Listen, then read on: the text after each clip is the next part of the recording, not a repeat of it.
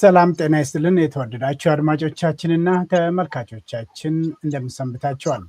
ዛሬም አንድ ልዩ ዝግጅት ይዘን ቀርበናል። እንግዲህ በርዕሱ ላይ እንደምታዩት የብልጽግና ኢዜማ ጥምር ሴራ ፍንፍኔ የኦሮሚያ ሕዝብ ቀይ መስመር በሚል ርዕስ የተዘጋጀ ነው። የዛሬው እንግዳችን ዶክተር ጸጋዬ አራርሳ ነው። እንግዲህ የምንወያይባቸው ነጥቦች ሁለት ናቸው። ፍንፍኔን ኦሮሚያን የማፍረስ ሴራ በተለይ የብልጽግና ከሌሎች ጋር በማበር እያደረገ ያለውን ሴራ የምናይበት ይሆናል። ሁለተኛው ስለ ፍንፍኔ ጉዳይ ነው። ፍንፍኔ እንግዲህ የኦሮሚያ ቀይ መስመር ብለናል።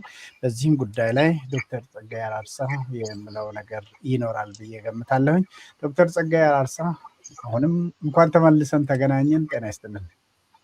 ያክብርልኝ ደጀኔ፣ ስለጋበዝከኝ አመሰግናለሁ። ከአንተም ስለተገኘ አመሰግናለሁኝ። እስኪ በቀጥታ ወደ ውይይታችን እንግባና እንደምታስታውሰው የኦሮሞ ወጣቶች ትግል ቄሮ የኦሮሞ ወጣቶች ትግል እንግዲህ አንዱ መነሻው የሀገር ባለቤትነት መብት የሚል ነበር እና ሌሎች ጥያቄዎችን አንስተው ነበር። በዛን ጊዜ ከኢህአዴግ ስልጣኑን የተረከበው ብልጽግና እያንዳንዱን የኦሮሞ ወጣቶችን ጥያቄ ቆጥሬ አንድ በአንድ መልሳለሁ ብሎ ነበር። አሁን ግን የምናየው እንደውም ኦሮሚያን የማፍረስ ሁኔታ ነው እየታየ ያለው እና ሌሎችም እነ ኢዜማ፣ ኢያፓ እና ሌሎች ፖለቲካ ፓርቲዎችም በዛ የተሰለፉ ይመስላሉ እና እስኪ እነኝህን ኦሮሚያን የማፍረስ ሴራ በማን ነው የተጀመረው? አላማውስ ምንድን ነው? ይሳካል ወይ? ከኦሮሞስ ከሌሎች እና ከኦሮሞና ከሌሎችስ ምን ይጠበቃል የሚለው እናንሳ። እስኪ የኦሮሞ ወጣቶች ጥያቄ የት ደርሷል? እንደገና ደግሞ አሁን ኦሮሚያን ለማፍረስ ለምንድን ነው እንደዚህ ከየአቅጣጫው ዘመቻ እየተካሄደ ያለው? ከዛ እንነሳ እስኪ። መልካም። የኦሮሞ ወጣቶች ጥያቄ ተቀብሯል። የአብይ አህመድ ስርዓት አገዛዝ ያደረገው ነገር ቢኖር በለውጡ እንቅስቃሴ ሂደት የተነሱ የህዝቦች ጥያቄዎችን መቅበርና አዲስ አጀንዳ በቦታቸው ተክቶ የማራመድ እንቅስቃሴ ነው። መጀመሪያ አካባቢ ሰው ግራ ስለገባው ቆይ እስቲ እድል እንስጠው የራሱ አካሄድ ይሆናል ይሄ በሚል በትዕግስት ሲከታተለው ነበር። ያንን በትዕግስት የመከታተሉን ነገር እንደ ምንም ማድረግ እንደማይችል ህዝቡ እና እሱ ወደፊት መግፋት እንደሚችል የተረዳበት ነው እና ይሄ ኦሮሚያን ብቻ ሳይሆን በአጠቃላይ ክልሎችን የማፍረስ ሀሳብ የተጀመረው ገና ከመጀመሪያው በእኔ እምነት ወደ ቀድሞ ክብር እንመለሳለን ተብሎ የተጀመረ ጊዜ ነው። ወደ ቀድሞ ክብር እንመለሳለን ሲባል ሬስቶሬሽኒስት የድሮ ስርዓት አስመላሽ ቁመና ያለው አገዛዝ እንደሆነ የመጀመሪያ ዴይ ዋን ላይ ያየነው ጉዳይ ነው። ዴይ ዋን ላይ ነበረ እንደዚህ አይነት ተቃውሞ ያቀረብ ነው። ከዛ በመቀጠል ክልል የሚባል ነገር የለም ወሰን እንጂ የሚል የክልሎችን ሉዓላዊነት፣ ክልሎችን ህጋዊ ቁመና የሚገዳደር ንግግር በማድረግ ታይቷል። ወር ባልሞላ ጊዜ ውስጥ የኤጀቶች የሲዳማ በወቅቱ ዞን ነበረ። የሲዳማ ዞን ወጣቶች ባደረጉት እንቅስቃሴ እና የሲዳማ ህዝብ ለረጅም ዘመናት ፕሮባብሊ ለ20 ምናምን ዓመት ካደረገው እንቅስቃሴ የተነሳ የቆየ የክልልነት ጥያቄ ነበረ። ያንን ጥያቄ በሚመለከት ሐዋሳ ሄዶ ሲነጋገር ያ የሐዋሳ ጉዞ የራሱን ካድሬዎች ወደ ብልጽግና የመመልመያ ጉዞ ነበረ። እነ ፍጹም ምናምን ሚኒስትር የሆኑት በዛ ነው። እነ ዶክተር ፍጹም ምናምን ከዛ ጉባኤ ነው እና እዛ ላይ ልጆቹ የክልልነት ጥያቄን በሚያነሱ ጊዜ ምን ክልል ትላላችሁ? ጊዜ ከሰጣችሁኝ እኛ በመደመር ገና ኢትዮጵያና ኤርትራንም ሌሎችንም እናዋህድነን እና ምንም ትርጉም የለውም ይሄ እና እያሰብን ይሁን። መደመር የሚለውን ቃል ለመጀመሪያ ጊዜ በአደባባይ የተጠቀመው በዛም ወቅት ነው። መደመር የድሮ ነገስታት የሚጠቀሙት የአንድነት ሌላ ስም ነው። በነገራችን ላይ ምንም ሌላ ነገር የለውም ያው እና እነዚህን ቃላት ሲጠቀም ኦሬዲ ከፌዴራላዊ ስርዓቱ ጋር ፌዴራላዊ ስርዓቱን የማፍረስ የቆየ ዓላማ እንዳለ ግልጽ እየሆነ መጥቷል። ወዲያው ትንሽ ቆይቶ ከጥላቻ እንውጣ ከዘር ምናምን እንውጣ የሚል ንግግር ሲናገር ያኔም ጥያቄ ነበረን። ምን ማለት ነው ፍቅር? እውነትና ፍትህ ባልተመሰረተበት አገር፣ ይቅርታ ባልተደረገበት አገር፣ ፍትህ የሽግግር ፍትህ ባሌለበት አገር ፍቅር እያሉ መሄድ ምንድነው ፍቅር? ኢትዮጵያ አገሬ ምናምንም ሲባል ይሄው ነበረ ኮንቴስትድ እየሆነ የነበረው። ኢትዮጵያዊ ማን ነው የሚለው ጥያቄ በቄሮም ጊዜ ሲነሳ ነበር። አንዳንዶች አሸባሪ ናቸው፣ አንዳንዶች የአገር አልሚ ናቸው። ወጣቶቹ የተቃወሙበት ምክንያት ያንን የማስተር ፕላን የመቃወም ጉዳይ የአሸባሪነት ስም ሰጣቸው። ከዛ በፊት በሚሊዮኖች የሚቆጠሩ የኦሮሞ ወጣቶች ከዩኒቨርሲቲ ተመርቀው ስራ አጥ ሆነው በየጎዳናው ነበሩ።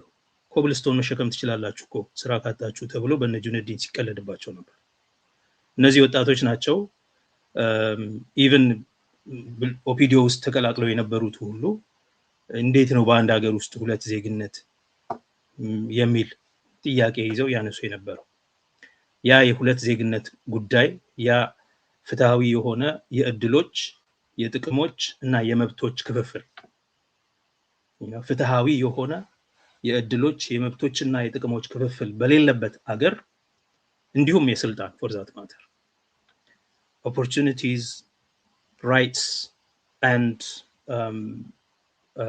interests በሌለበት ሀገር ከመቆየት መቃወም ይሻላል የሚል ተቃውሞ ሲያካሂዱ ነበር። ይሄ ሁሉ የሚያሳየው የኦሮሞ ብቻ ሳይሆን በአጠቃላይ የሀገሪቱ ወጣቶች ይሄ የኢምፓየር ፖለቲካ የሁለት ዜግነት ሁኔታ መቆም አለበት የሚል ነው። በኤጀቶም በወላይታም በጉራጌም በዘርማ ሲታይ የነበረው ማለት ነው። በየቦታው ለምን የሚል ጥያቄ ነው።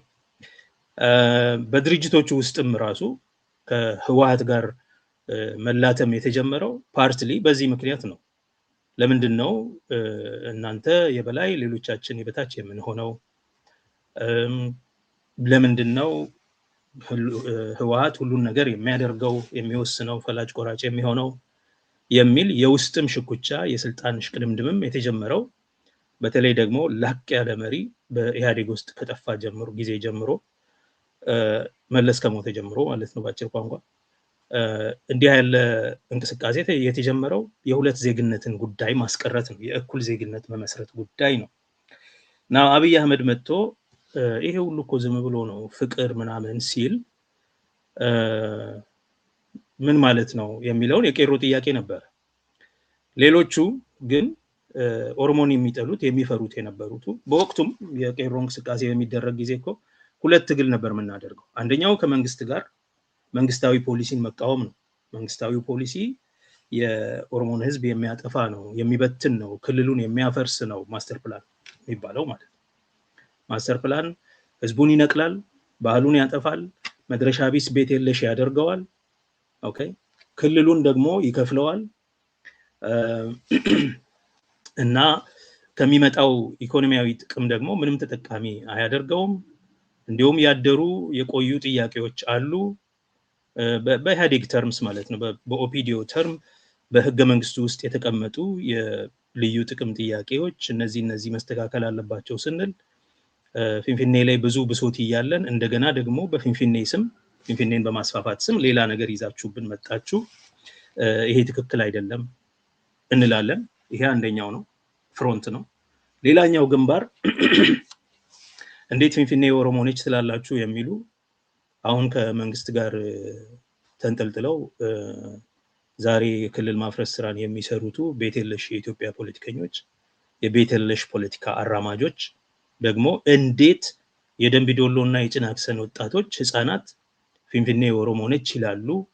የኦሮሞ ብሔርተኝነት በጣም እዚህ ከደረሰማ ጉድፈላ ማለት ነው። ስለዚህ ጠዋት ማታ ስድድብ ነበር። ጠዋት ማታ በዚህ ሶሻል ሚዲያ ላይ ከመንግስት ጋር ከምትቃወመው ይበልጥ የጎንዮሽ ተቃውሞ ከባድ ነበር። ኢትዮጵያዊ ማንነትን ለማጥፋት ነው፣ ፊንፊኔ ኦሮሞ ነች እንዴት ይባላል፣ ኦሮሚያ እንዴት ትፈርሳለች እንዴት ይባላል፣ ይሄ ወያኔ የሰራውን ካርታ ይዛችሁ የምር መሰላችሁ እንዴ ይባላል፣ ለመሆኑ ኢትዮጵያዊነትስ ምንድነው ማለት የከተማዋ የኢትዮጵያውያን ነች ግን የኦሮሞ አይደለችም ማለት ኦሮሞ the ultimate other ነው ማለት ነው። የሁሉም ነች whoever has come ነች ግን የኦሮሞ አይደለችም ማለት ኦሮሞ ኢትዮጵያዊ አይደለም ማለት ነው። and if that is the case then የኦሮሞ ብሔርተኞች የሚያነሱት ጥያቄ ተገቢነት ያለው ጥያቄ ነው ማለት ነው። ይሄ አይነት ክርክር ነበር በነገራችን ላይ። ይሄን ክርክር ምላሽ ሳያገኝ አብይ ቤተ መንግስት ገባ። አብይ ቤተ መንግስት ገብቶ ቤተለሾቹን አቀፈ። ከዛ ኦሮሞ ግራ ገባው እና የኦሮሞ ሊቃን ተቻክለው አሁን ኦፒዲዮ ነው ስልጣን ያዘው ብለው ሻንጣቸውን ሰብስበው ወደ ኢትዮጵያ የገቡትም ግራ ገብቷቸው ማየት ጀመሩ ማለት ነው። እና በአንድ በኩል ሌሎች እንኳን እኛ ባመጣነው ትግል እየተቀራመቱ ነው እና ዳር ቆመን አናይም የሚል ስሜት የሚያንጸባርቁ ሊቃን፣ በሌላ በኩል ከዚህ በላይ ምን ትፈልጋላችሁ አገሩን በሙሉ በእጃችን አስገብተናል የሚሉ መጡ። ባለጊዜዎች የምትላቸው ማለት ነው። አላማችን ይሄው ነበረ ነው የሚሉት እነሱ፣ ህወሓትን የመግፋት ነው የሚሉ ሆነ።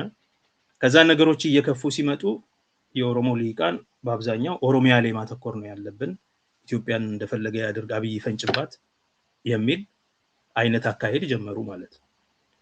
ያኔ የኦሮሞ ህዝብ ጥያቄ የኢትዮጵያ ብሔሮች ታሪካዊ ጥያቄ ተረስቶ ቀዳማዊነት ያገኘው የዚህ የተስፋፊነት ፖለቲካ ሆነ ማለት ነው።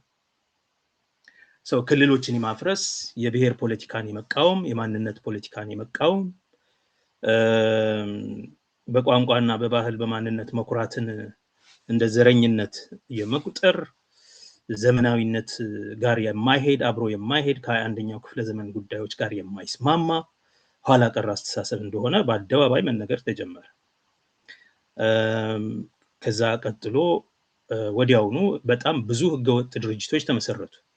የእርቀ ሰላም ኮሚሽን፣ የክልሎችን ጉዳይ የሚያጠና የኤክስፐርቶች ቡድን፣ በኋላ ብሔራዊ ምክክር፣ አገራዊ ምክክር የተባለው የተለያዩ ሪፎርም የሚያካሂዱ ድርጅቶች፣ ፕራይቬታይዜሽን ኮሚሽን፣ የዚህ ኮሚሽን የዛ ኮሚሽን የሚባል ምንም ህገ መንግስታዊና ህጋዊ መሰረት የሌላቸው ድርጅቶች ሲመሰረቱ እና ስልጣንን ሙሉ በሙሉ ወደና አብይ እጅ የማሸጋገር አካሄድ ሲጀመር ያኔ የትኛው ሐሳብ በኢትዮጵያ ውስጥ የበላይነት እንዳለው ኢምፓየራዊ የመስፋፋትና የጨፍላቂነት ሐሳብ የበላይነት እያገኘ መሄዱን የሚያሳይ ነገር ታየ። ወዲያው ሮድማፕ አቀባዮቹ እኛ ነን ብለው መጡ። ቤተለሾቹ ማለት በሁሉም ኮንስቲትዩዌንሲ ተባረው አሁን መቆሚያ የሌላቸው ማለት ነው። እና ብቸኛው ነገር ለመንጠልጠል ወይ ከአብይ ጋር መሆን ያለባቸው ወይ ደግሞ ከውጭ ሀገር የኢትዮጵያ ጠላቶች ጋር በመተባበር ፖለቲካል ሬሌቫንስ ለማግኘት የሚጥሩ እንደና አንዳርጋቸው ጽጌ አይነት እንደነ ብርሃኑ ነጋ አይነት ነው። ያኛው እዚህ መንግስት ላይ መንጠልጠል ሲያቅተው ወደ ውጪ፣ ይሄኛው መንግስት ላይ ተለጥፎ ስልጣን ምክንያቱም ከንቲባ ሆንበታለሁ ብሎ ሲፎክር የነበረውን ፊንፊኔ ከተማ በምርጫ አልተመረጠም። አማራ ክልል ሄዶ በክላሽ ነው የተባረረው ከስቴዲየም። ኢትዮጵያ የሚልላት ለሷ ብዬ ኦሮሞ ያለውን ስጋት አይቼ ነው፣ ኦሮሞ ለኢትዮጵያ ያለውን ስጋት የሚፈጥረውን የደህንነት ስጋት አይቼ ነው ወደ ፖለቲካ ገባሁት የሚለው ሰውዬ በኢትዮጵያኒስት ማህበራዊ ቤዝ መሰረት ያለው አካባቢ ሄዶ በመሳሪያ ነው እንደ ውሻ የተባረረው። የራሱን ዞን አያውቀውም ድሮም፣ ወደዛ ሄድም እዛ ሄዶ መወዳደርም የማይፈልግ ሰው ስለሆነ ቤተለሽ መሆናቸው በግላጭ ፖለቲካቸው ቤተለሽ ማህበረሰባዊ መሰረት የለሽ እንደሆነ ዝም ብሎ የኤሊት ፋንተም ኢምፓየር ግንባታ እንደሆነ ተረጋገጠ። ያኔ ያላቸው አማራጭ መለጠፍ ብቻ ነው። አሁን የሁለቱም ፕሮግራም ካየ የኢዜማና የብልጽግና ፕሮግራም ካየ አንድ አይነት ነው። የብሔር ፖለቲካን ይቃወማሉ፣ የማንነት ፖለቲካን እናስቀራለን ይላሉ። ስርዓቱን ፌዴራላዊ ከሚሆን ወደ መልክዓ ምድራዊ የሆነ አይነት ፌዴራሊዝም ተቸግረው ማለት ነው። ስሙን ፌዴራል ያው ኢምፓየሩን ለማስቀጠል የሚችል የሆነ አይነት አሬንጅመንት ይላሉ። ፕሬዚደንታዊ ስርዓት እናደርጋለን ይላሉ። አንድ አይነት ነው። ፓርላሜንታዊ ስርዓትን ሽረን ፕሬዚደንታዊ ስርዓት እናደርጋለን ይላሉ። በሙሉ ሪአክሽነሪ የጨፍላቂነት ፖለቲካ ነው። ሶ ልክ እነዚህ ኃይሎችና የአብይ ቡድን ወደ ላይ ሲወጣ እየተስፋፋ የመጣው ነገር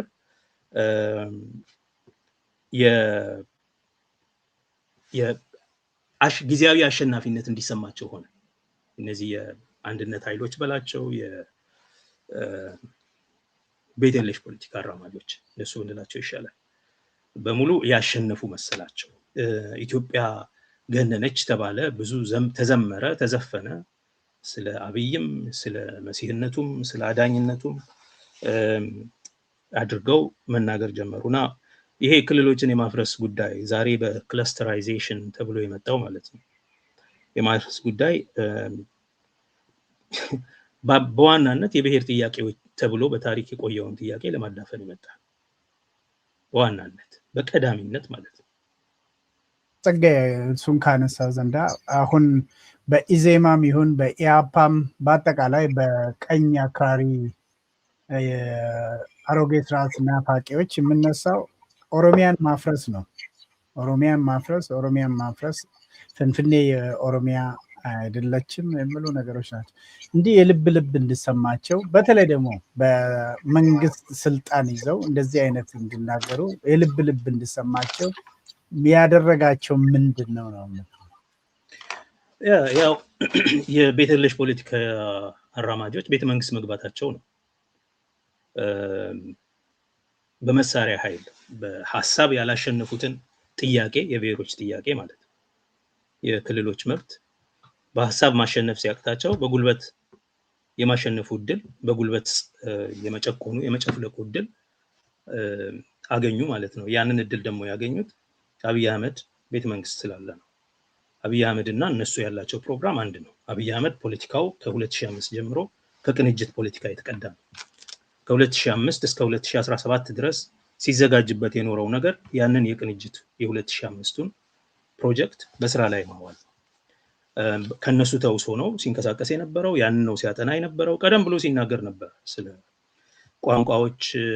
በተለያየ ሚኒስትር ሆኖ እያለ ራሱ የሚያወራቸው ነገሮች ነበሩ። እኛ በወቅቱ ይሄ ሰው ማን ነው ብለን ምርምር ስናደርግ የደረስንበት ወዲያውኑ ማለት ነው። በብሬት ስንቃወም የነበረው እሱ እንዳይሆን እሱ ጠቅላይ ሚኒስትር ከሆነ አደጋ አለው ብለን ስንቃወም የነበረው አንዱ ቀድሞ በሚኒስትርነት ደረጃ ሲናገር የነበራቸው ነገሮች ጸረ ኦሮሞና ጸረ ብሔር ብሔረሰቦች ናቸው። የቤት የለሾች ፖለቲካን ነው የሚያራምደው። ኦኬ፣ ስለ አንድ ቋንቋ ሉዓላዊነት ልዕልና ነው የሚያወራው ይሄ ሰው። የትምህርት ባክግራውንዱ የኦሮሞ ህዝብ የደህንነት ስጋት ነው። በኋላ ማንም ሰው ስካንዳለስ ስለሆነ ከ7ኛ ክፍል ፒኤችዲ የሚለው ወሬ ይሄ ነገር በኋላ የፈለገ ሰው እንደ ስካንዳል የሚያፍር ቢሆን እኛም ሰው ነው ብለን ነው ያሰብነው። ያፍራል። እሱን እጁን ጠምዝዞ በዚህ እያስፈራራ ብዙ ነገር ሊያደርገው ስለሚችል ይሄ ጥሩ አይሆንም። ባይሆን አነሰም በዛ የራሱ የሆነ ነገር ያለው ሰው ይሻላል። so Lemma was the preferred person ምናምን ብለን በስፋት በኦሮሞ ተቃውሞ እንቅስቃሴ ውስጥ በአክቲቪስትነት ሲንቀሳቀሱ የነበሩት እነ ጀዋርም እኛም በምሬት ነበር የምንቃወመው። በኋላ ላይ ጀዋር ሐሳቡን ቀየረ በተለያዩ ምክንያቶች። ነገር ግን አብይ እዛ ስለገባ ይሄ ሐሳብ የበላይነት ያለው ሐሳብ መሰለ። ምክንያቱም አሁን በሐሳብ ፍትጊያ ማሸነፍ ያልቻሉትን በህዝብ እንቅስቃሴ ማሸነፍ ያልቻሉትን ኦኬ። ምክንያቱም ሁሉ ጊዜ ነው የአንድነት ኃይሎች ብዙ አይነት መሬት አንቀጥቅጥ ሰላማዊ ሰልፎች፣ ትግሎች በአመት 12 ቦታ የሚሰነጣጠቁ ድርጅቶች ይመሰርታሉ፣ ይተባበራሉ፣ ይፈርሳሉ፣ ይሰነጣጠቃሉ። ይሄን ሲያደርጉ ነው የኖሩት። የታወቀ ነው። ቁጥር ስፍር የላቸውም። የነሱ ፍራግመንቴሽን ማለት ነው። ስማቸውን እየቀየሩ ሪሳይክል እየተደረጉ የሚመጡት ማለት ነው። እና እነዚህ ሐሳባቸው ኮሄረንት እንዳልሆነ ሐሳብ እንደሌላቸው የሚያሳይ ነው። ምክንያቱም ድርጅት የሚቆመው በሐሳብ ላይ ነው። ሀገር የሚመሰረተው የሚገነባው በሐሳብ ላይ ነው። መሪ ሐሳብ የላቸው።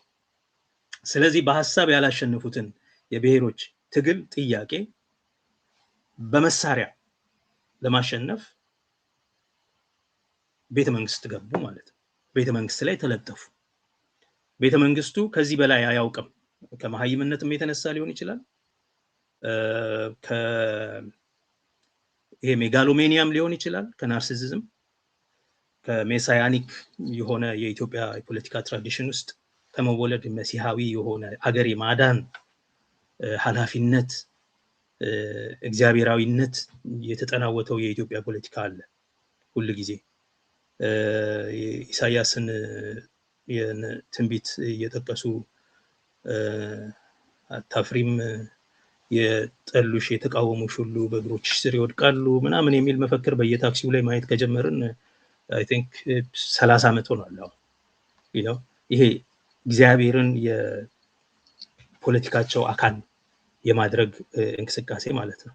ሰው ከዛ አንፃርም ሊሆን ይችላል። ከቤተ ክርስቲያንም የመጣ ሰው ከመሆኑ የተነሳ በብዙ ትንቢቶች ታጅቦ የኢትዮጵያ መድህን እንደሚሆን ይሄንን አይነት ፖለቲካ ነበር የሚያራምደው። የቄስ በሊናን ትንቢት ይዘው ምናምን የሚንቀሳቀሱ ቡድኖች ነበሩ እኮ ካስታወስ። ቄስ በሊና ከዛሬ 30 ዓመት በፊት ኢትዮጵያ በእንደዚህ እንደዚህ ትሆናለች፣ ይሄ የዓለም ሁለተኛዋ ልዕለ ኃያል ሀገር ትሆናለች የቄስ በሊና መልእክት ነው፣ ትንቢት ነው። ይሄንን ሁሉ የያዙ የሜዲቫል ፖለቲከኞች ናቸው። ገብተዋል።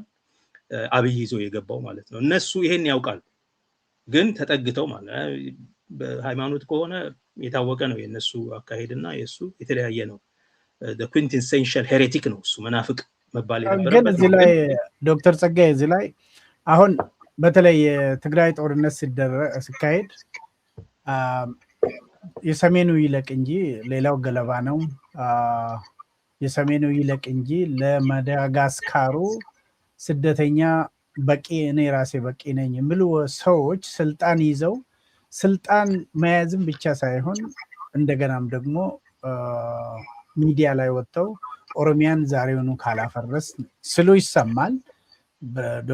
ፕሮፌሰር ብርሃኑ መጀመሪያም በኦሮሞን ለማዋጋት ነው ወደ ፖለቲካ የተመለስኩ ብለዋል። እዛም ቁጭ ብሎ የጎሳ ፖለቲካ ይላል። አንደኛው ያው ከሱዳን ሄዶ ደግሞ ጽምዶ ብሎ አንደኛው ከዛ ይናገራል። ግን ዋናው እዛው ትላንትና ለዛ ለስደተኛ በቂ ነኝ የሚሉ ይል የነበረው ሰው ስልጣን ይዞ ከዛ በኋላ ደግሞ ኦሮሚያን ለማፍረስ ያዙኝ ልቀቁኝ ሲል ማንን ተማምነው ነው ይሄ ቡድን የሚለውን እኮ ለማወቅ ፈልግ። ጉልበታቸውን ተማምነው ነው። ይሄ ተራ ኢምፓየራዊ ጀብደኝነት ነው፣ ኢምፔሪያል አድቬንቸር ነው። እና ዛሬ ያላቸውን ስልጣን ዛሬ ያላቸውን ወታደራዊ ኃይል ያው የኢትዮጵያ መንግስት አሁን ያለው አገዛዝ ወታደራዊ አቅም እንጂ ምንም ፖለቲካዊ ቅቡልነት ህጋዊ ተገቢነት ምናምን ያለው አይደለም። ስለዚህ ዛሬ ያለቻቸውን ክላሽ እና ድሮን በመተማመን የፈለግነውን እናደርጋለን ነው። በዋናነት ይሄ የቆየ ነገር ነው። የቤት የለሾች ፖለቲከኞች አንደኛ አጀንዳ የላቸውም፣ ሁለተኛ የሚቃወሙት እንጂ የሚደግፉት ሀሳብ የላቸውም። ኔጌሽን ፖለቲክስ ኦፍ ኔጌሽን ነው ያላቸው። አሉታዊ ፖለቲካ ማለት ነው። የጥላቻ ፖለቲካ ነው ያላቸው፣ የሴራ ፖለቲካ ነው ያላቸው፣ የተለጣፊነት ፖለቲካ ነው ያላቸው። ኦኬ ይሄ ደግሞ በተገኘው አጋጣሚ በሐሳብ ማሸነፍ ሳይሆን የዘር ማጥፋት ጦርነቶችን በማካሄድ ነው። ይሄ በትግራይ ታይቷል፣ በኦሮሚያ ታይቷል፣ በአማራ ክልል እየተካሄደ ነው። በየአካባቢው ብሔራዊ መልክ ይዞ የመጣን ጥያቄ በሙሉ በሲዳማ ታይቷል፣ በጉራጌ ታይቷል። ግድያ ነው በሙሉ መልሱ። በወላይታ ታይቷል፣ በኮንሶ ታይቷል። የትም ቦታ ብሔራዊ መልክ ይዞ የመጣ ጥያቄ ምላሽ የሚያገኘው በጥይት ነው። ዛሬ ጥይት ያለው ሰው ጋር ተለጥፈው የማጋደል የማስገደል ስራ ይሰራሉ። ከዛ ደግሞ ትንሽ የሚያደርጉትን ህዝቦችን ቤት የለሽ የማድረግ አየህ፣ እነሱ ኮንስቲትዩንሲ ያጡት ህዝቡ ኮንስቲትዩንሲ ያለው የራሱ አኗኗር አለው፣ አሰፋፈር አለው። እዛ ሲሄዱ የሚሰማቸው የለም። ስለዚህ አዲስ አበባዎች ነን ይላሉ። አዲስ አበባ ደግሞ የነሱ አይደለችም። ኦኬ፣ ባለቤት አለው ሀገሩ። ህሊናው ደግሞ አይመቸውም። መቃብር ላይ ስለቆመ የኦሮሞ ህዝብ መቃብር ላይ ስለቆመ ሁሉ ጊዜ የኦሮሞ አይደለችም ማለት አለበት። የኢትዮጵያ ሁሉ ነች ሲል እንኳን የኦሮሞ አይደለችም ማለት አለበት። ምክንያቱም የሚቆረቆረው አጥንት አለ ከስር። ሰፈሩን ገና አሁን እኮ ሄደ ለገጣፎ ምናምን ወረድ ስትል ስሙ ገና አሁን እነሱ የተስፋፉበት ቦሌ ቡልቡላ የተስፋፉበትን ጎፋ ለቡ ምናምን ስትሄድ የምታየው ሰፈር በሙሉ ስሙ የሚኖረው ነዋሪ ሁሉ ይነግራል የማን እንደሆነ። ሰው ከዚህ የተነሳ ኦሮሞ ላይ ፎመንት የሚያደርጉት ነገር አለ። ያ ብቻ አይደለም። በተለይ የኦሮሞ ልሂቃን ሁሉ ጊዜ የማይሞት ድጋፍ ያላቸው የኦሮሞ ህዝብ ጋር ያንን አይነት ድጋፍ ከየትም ማምጣት አይችሉም። ኦኬ፣ አማራ የለም ሲሉ ነበረ። የብሔር ፖለቲካን ከተቃወም የአማራ ብሔርተኝነትንም ትቃወማለህ። ኦኬ፣ አለ ሲሉ ደግሞ እንደ አማራነት አውሩ ስለሚባሉ ኮርነር ይሆናሉ። አማራ ስላይደሉ ደግሞ አብዛኞቹ የአማራ ህዝብ ይተፋቸዋል፣ እንደነ ብርሃኑ አይነቱን ማለት ነው። እንኳን እነሱን አንዳንዶቹን እነ እስክንድርንም ይገፋል። ጥሩ ነው ማለት አይደለም። ያ ግን እንዲህ አይነት ናሽናሊዝም ነው ያለው እዛ አሁን እየበቀለ ያለው ማለት ነው። የትሮማታይዝድ የሆነው የአማራ የቁስል ያለው ሴንሲቲቭ የሆነ የአማራ ብሔርተኝነት ብሎ ራሱን የገለጸው አሁን ቡድን በጣም ፒውሪስት ስለሆነ ዶግማቲክ ስለሆነ በእነሱ አካባቢ የተወለደን ሰው እንኳን የሚቀበል አይደለም። በተለያየ ምክንያት ከተጠራጠረ ይመታል። እነ እስክንድርም አማራ አይደሉም እስከመባል የተደረሰበት ማለት ነው። እነ ልደቱም አማራ አይደሉም ሰው አገው ነው። እነ ታማኝ ቅማንት ናቸው እየተባለ ይሄዳል። ያ አይነት እንትን አስተሳሰብ ስላለ አሁን ምንድነው ማድረግ ያለባቸው? ማህበረሰባዊ መሰረት ያላቸውን የፖለቲካ አደረጃጀቶች ማህበረሰባዊ መሰረታቸውን መናድ አለባቸው። ስለዚህ የሚመጡበት አካሄድ ምንድነው? ክለስተራይዜሽን፣ ክልል የለም ወሰን እንጂ የሚል ብሔራዊ ማንነት፣ ብሔራዊ መልክ ያለው ጥያቄ ያለው አካባቢ እንዳይኖር የማድረግ ነው። ይሄንን በተለያየ መንገድ ኦልሬዲ ሲሰሩት ቆይተዋል። ደቡብ ክልልን ህገወጥ በሆነ መንገድ ሲያፈርሱ በነገራችን ላይ የኤክስፐርቶች ቡድን በሰራው ካርታ መሰረት ነው ብለው የውሸት ሬፈረንደም ጥያቄ ያላቸውን ክልልነት ምናምን የሚጠይቁትን ሰዎች ይገላሉ፣ ያስራሉ፣ ያሰድዳሉ። ከዛ በኋላ እነሱ ክልል አድርገው ይመሰርታሉ። አንድ ላይ ሰብስበው ማለት ነው። የማይገናኙ ህዝቦችን ሁሉ አንድ ላይ ቀላቅለው በዘፈቀደ በሆነ መንገድ ክላስተር ተብሎ ይከቷቸዋል። በዚህ መንገድ የደቡብ ክልልን አፍርሰዋል። ያንን ሲያደርጉ አንድም ህጋዊ መሰረት አንድም ህገ መንግስታዊ መሰረት አልነበረው። የደቡብ ክልል ህገ መንግስትን አላገናዘበም። የኢትዮጵያን ህገ መንግስት አላገናዘበም። የፌደራል አወቃቀሩን አላገናዘበም። የህገ መንግስቱን አንቀጽ 47 አላገናዘበም። 46 እና 47 አላገናዘበም። በቃ በቀላጤ እንደ መስራት ማለት ነው። በቃ ይሄ መሆን አለበት ይሆናል ተባለ። አሁን ምንድነው እየሆነ ያለው? ኦሮሚያን ወደ 6 ክለስተሮች እንቀይራለን። አማራን ወደ 4፣ ሶማሊን ወደ 2 እናደርጋለን። ሌሎቹ ለጊዜው እንደዚሁ ይቀጥላሉ። ይሄን ደግሞ በአገራዊ ምክክር ኮሚሽን እናጸናለን የሚል ነው። ናው ይሄ ሁሉ ምንድነው የሚያሳየው ካልክ በዘፈቀደ ካርታ የመስራት ስራ ሪማፒንግ፣ በነገራችን ላይ የኢምፔሪያሊስቶች ጀብደኛ አሰራር ነው። አሁን የኢምፔሪያሊስቶች ጀብደኛ አሰራር ማለት ፍሬድሪክ ሎጋርድ ካርታ አስቀምጦ አፍሪካን እንዴት አድርጎ በአንድ ጊዜ ይሄ ለፈረንሳይ ይሄ ብሎ እንደሰራው በ1870ዎቹ ማለት ነው። ሎርድ ሎጋርድ ፓለስታይንን ሲከፍሉ እንደዚሁ አንድ የፈረንሳይ ልኡክና የእንግሊዝ የውጭ ጉዳይ ሰው ቁጭ ብለው ማለት ነው በዚህ መስመር ነው መክፈል ያለብን፣ ይሄ ትራንስ ጆርዳን ይሆናል፣ በአጠቃላይ ሚድል ኢስትን ማለት ነው ከኦቶማን ኢምፓየር የወረሱትን ሲከፋፍሉ ዛሬ ድረስ ላለው የፍልስጤም ችግር በቃ በጀብደኝነት ነው አይተውት የማያውቁትን ሀገር በካርታ ላይ ይሄ ከዚህ ጀምሮ ያለውን ይሄ የነከለ ይሆናል፣ ይሄ የነከለ ይሆናል፣ ይሄ ሀገር ኢራቅ ይባላል፣ ይሄ ሀገር ኢራን ይባላል፣ ይሄ ሀገር ዮርዳኖስ ይባላል፣ ይሄ ሀገር የተባለ ማለት ነው።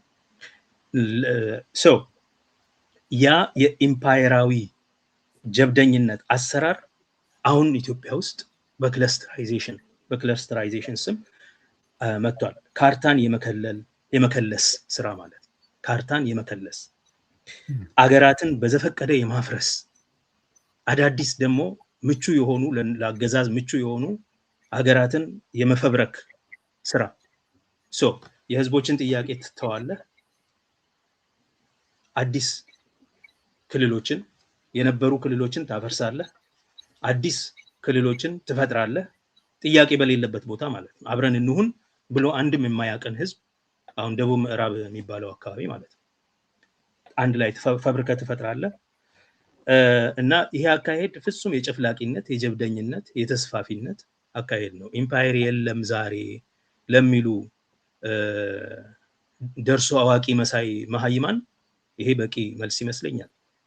አዋቂ መሳይ ዘመናዊነትን እያሳየን ነው የሚሉ ባለጊዜ የኦሮሞ ፖለቲከኞች ኦህዴድ ውስጥ ያሉት ማለት ነው፣ ብልጽግና ያሉት ኢምፓየር ዛሬ የለም ምንድነው ኢምፓየር ማለት ምናምን ለሚሉ ይሄው ከምኒልክም ከመንግስቱም በላይ በዘፈቀደ የሆነ የኢምፒሪየል ጀብደኝነትን የሚያሳይ ተግባር በክለስተራይዜሽን እየተካሄደ ነው። ይሄ ካርታ ክለሳ በነገራችን ላይ በተስፋፊነት የተያዘውን ግዛት ደህንነቱን ለማስጠበቅ ሲባል የህዝቡን ደህንነት፣ የህዝቡን ሰብአዊ ደህንነት ቴሪቶሪያል ሴኩሪቲ ለማስገኘት ሂዩመን ሴኩሪቲን መጨፍለቅ የተጠናወተው አሰራር ያመጣ ነው።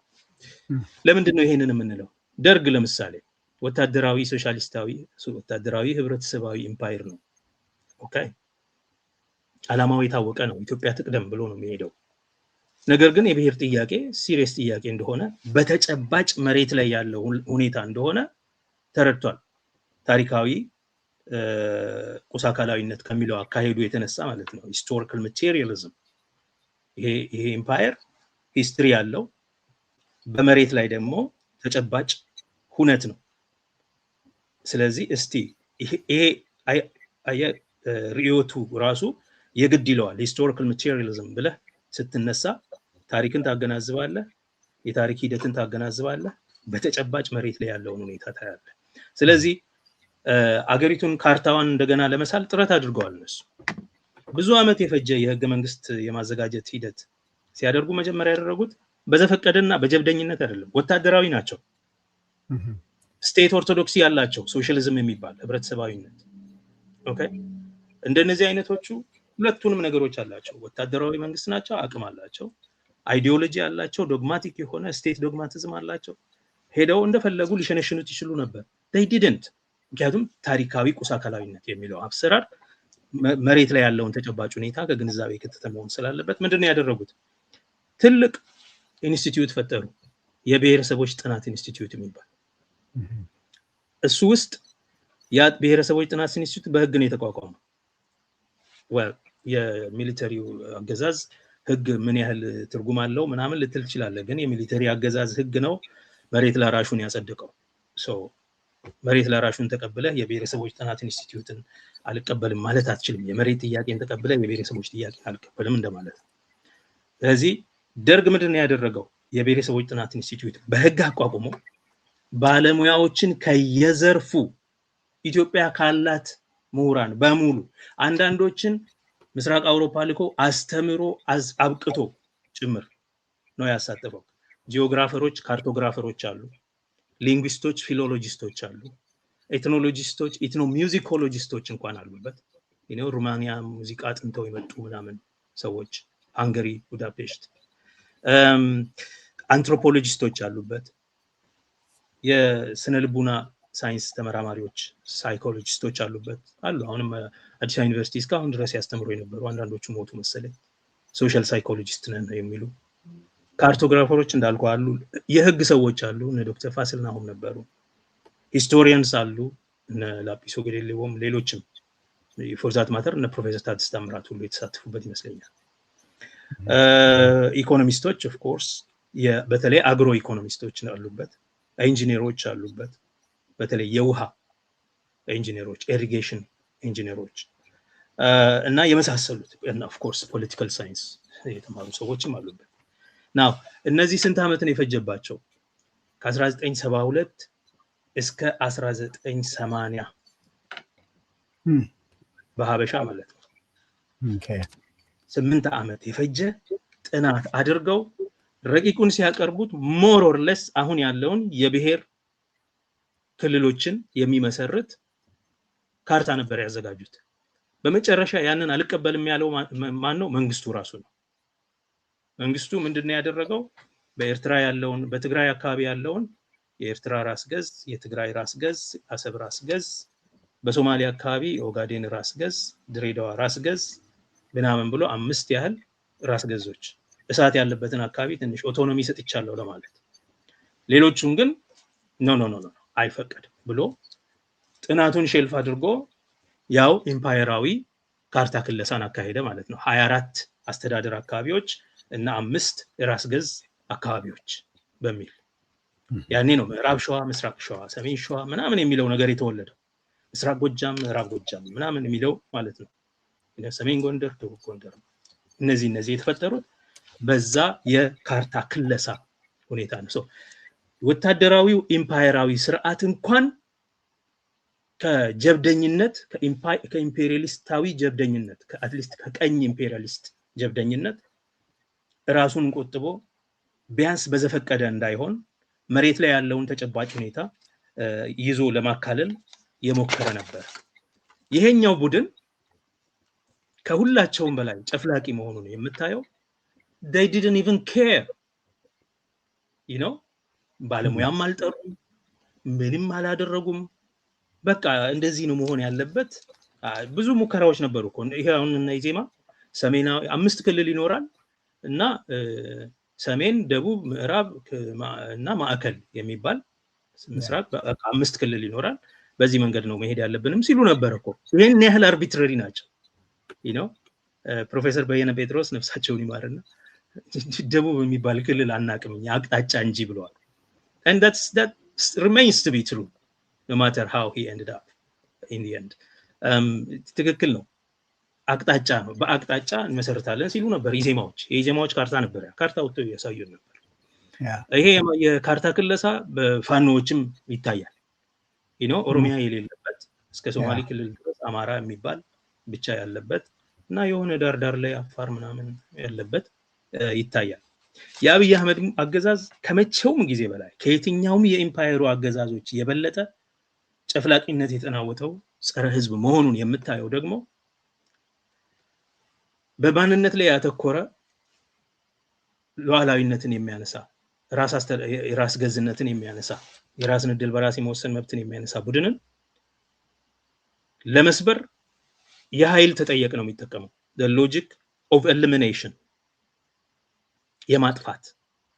ይሄን በኦሮሚያ ክልል ፍቃዱ ተሰማ የሚባለው ካድሬያቸው በምክር ቤት ቁጭ ብሎ የተናገረውን ታስታውሳለህ። አሳውን ለማጥፋት ባህሩን ማድረግ ነው ብለው ነው ያንን ጦርነት የጀመሩት። የሸኔን ማህበረሰባዊ መሰረት ለማጥፋት ብለው የጉጂን ህዝብ እስከ ዛሬ ድረስ ያልቆመ ትግል ውስጥ ትተውት ለብዙ ትሮማ የዳረጉት በእንደዛ አይነት የዘር ማጥፋት ሙከራ እንቅስቃሴ ነው፣ የዘር ፍጅት እንቅስቃሴ። በወለጋ ላይ ያ ሁሉ ውርጅብኝ ሲወርድ የነበረው ከዚህ የተነሳ ነው። በተለያዩ የኦሮሚያ አካባቢዎች አንዳንዴም የተፈበረከ ህዝብን የማጥፋት ማለትም የማስራብ ስራ። ለምሳሌ ቦረና አካባቢ ረሃብ የሚመጣበት ምክንያት ቦረና አብዛኛው አርብቶ አደር ነው። እንደ ሲዝኑ ሁኔታ እንደ ወቅቱ ሁኔታ ከቦታ ቦታ እየተዘዋወረ የበጋን ክፋት ሌላ ቦታ ሄዶ ያሳልፍና ክረምት ሲመለስ ተመልሶ ወደ ቦታው ይንቀሳቀሳል። ይሄንን ህዝብ ለማስራብ ያደረጉት መንገድ እንዳይንቀሳቀስ አደረጉት። ድርቅ በመጣ ጊዜ ወደ ሌላ ቦታ እንዳይሄድ ሆኗል። ከብቶቹን እንዳይሸጥ፣ ከብቶቹም ልጆቹም አብረው በረሃብ እንዲያልቁ አስገደደ። የቦረና ረሃብ ታስታውሳለህ። ብዙ ዘመቻ ተደርጎ ህዝቡን ከሞት ለመታደግ የተደረገው። ሌላ የተፈበረከ መፈናቀል ይፈጥራሉ። 1.8 ሚሊዮን ኦሮሞ ከሶማሊ እና ከኦሮሞ ድንበር ላይ ሲያፈናቅሉ በባሌ ያሉትን ከሶማሊ ክልል ተፈናቅለው የመጡ የሐረር ሰዎች የሐረርጌ ሰዎችን ባሌ አስፍሮ ባሌ ደግሞ በረሃብ እንዲያልቁ ሲያደርግ የተፈበረከ እልቂት መፈናቀል እና ማስራብ ስራው ያደረገ ኃይል ነው። ይሄ ብቻ አይደለም። ለምሳሌ አሁን ሁሉንም ክልል አፍርሷል። ኦልሞስት የኦሮሚያን እንዳልኩ ነው። አሁን 6 ክለስተር ይበሉ እንጂ ቀደም ብለውኑ በጦርነት ሄደውበታል። አማራ ክልል አሁን እያደረጉት ነው። ትግራይ ፌዴሬሽኑ መፍረሱን የምታውቀው ትግራይ በፌዴሬሽኑ ውስጥ የለም። ግን የሌለው አክቹአሊ በህይወት ስለተረፈ ነው እንጂ ለማጥፋት ነበር የታቀደው። አሁንም የማጥፋት ዛቻዎች አሉ። አሁንም የማጥፋት ጦርነቶች ማለት ነው። ማጥፋት ነው ያለበት። ስለዚህ ይሄ አይነት ጀብደኝነት በዚህ መንግስት በዚህ አገዛዝ ውስጥ ያለ ነው። ሰሞኑን አዳነች አቤቤ በፊንፊኔ ከተማ መጣ የጨፍላቂዎች ዘመን አልፏል ምናምን ብላ ስትናገር ነበር። ከናንተ በላይ ጨፍላቂ አለ? ከናንተ በላይ ጨፍላቂ የለም። ኢዜማን አቅፎ ጨፍላቂን መራገም አትችልም። ኢዜማ እነሱና ኢዜማ አንድ አይነት ካርታ ይዘው እያስፈራሩ ህዝብ ኦኬ በአንድ አይነት ክላስተር እያነበቡ እየተናገሩ ጨፍላቂዎች ዘመን አልፏል ብሎ ንግግር የማይሰራ ነው እና ኦኬ በአንድ በኩል ጀብደኝነቱ አለ፣ በሌላ በኩል አላዋቂነቱ አለ፣ በሌላ በኩል ሶስተኛ ደረጃ ብልጣብልጥነት አለ። እስኪ እዚህ ጋር ሳታልፈው ዶክተር ጸጋዬ እንመለስበታለን። ያዝልኝ ፖይንትህን። አሁን ክላስተር የተባለው ከብልጽግና በይፋ አልተነገረም፣ ውስጡን እየተሰራበት እንደሆነ ይታወቃል። ሽመልስ አብዲሳ ከዚህ በፊት የጉጂ ሽማግሌዎች ወደ ቢሮ በሄዱበት ጊዜ ይሄ ዞን የሚባል ነገር ይፈርሳል፣ ጊዜ ስጡን ከምርጫ በኋላ ብሎ ነበር ለሽማግሌዎቹ። ያን በዚህ መልኩ ነበር የመለሳቸው እና አሁን ኦሮሚያ 5-6 ክላስተሮች እየተዘጋጁ መሆኑ እየተሰማ ነው። እንግዲህ ዞኑስ የት ሄደ ስትላቸው ዞኑን ህገ መንግስቱም የጨፌውም ማለት የክልሉም አያውቃቸውም እያሉ ናቸው እና ይሄ ከክልል የማያውቃቸውን ዞኖች እናፈርሳለን እያሉ ነው። እንግዲህ እስኪ ከህግ አንጻር እሱንስ ምን ትነግረናለህ?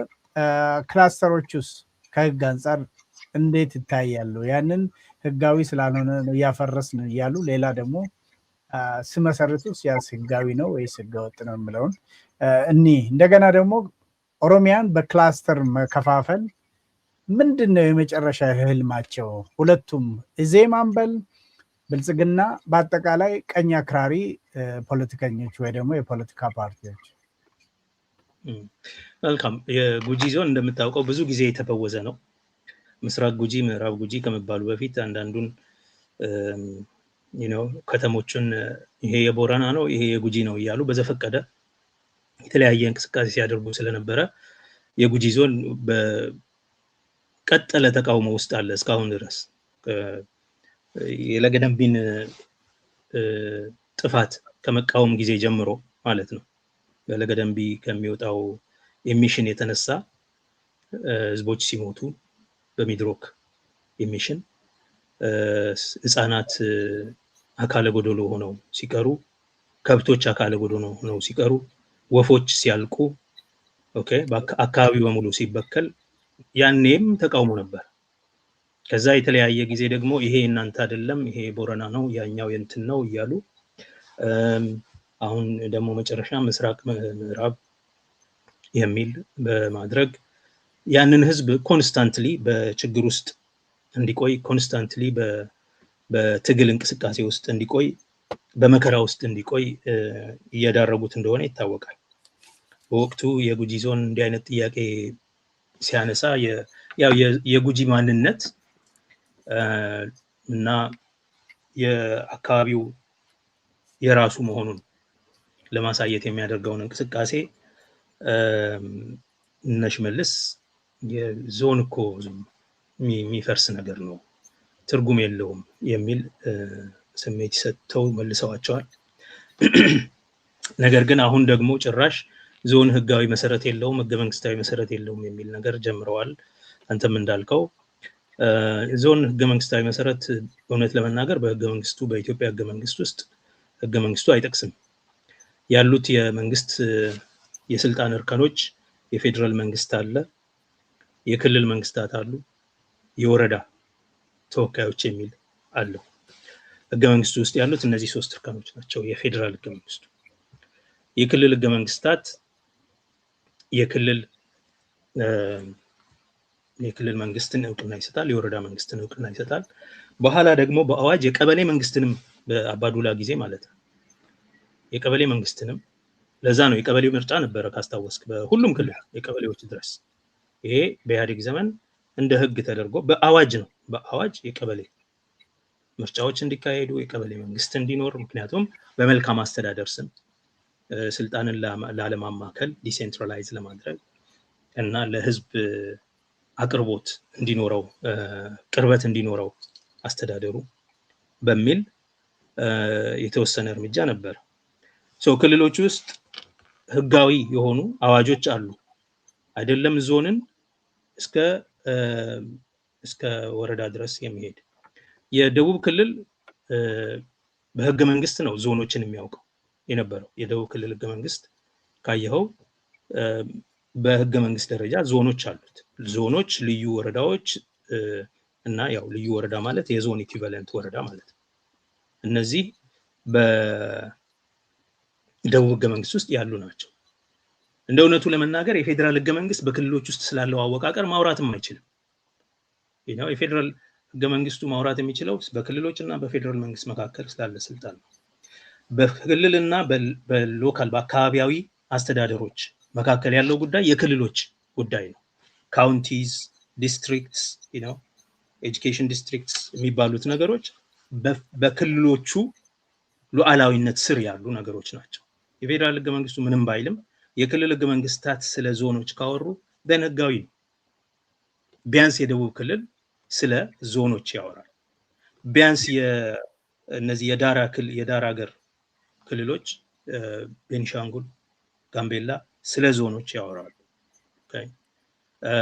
5 ዞኖች አሉት ለምሳሌ ጋምቤላ። ይሄ በህገ መንግስቱ ያለ ነው። the same goes for ቤኒሻንጉል ጉሙዝ። እነዚህ በህገ መንግስት ያሉ ናቸው።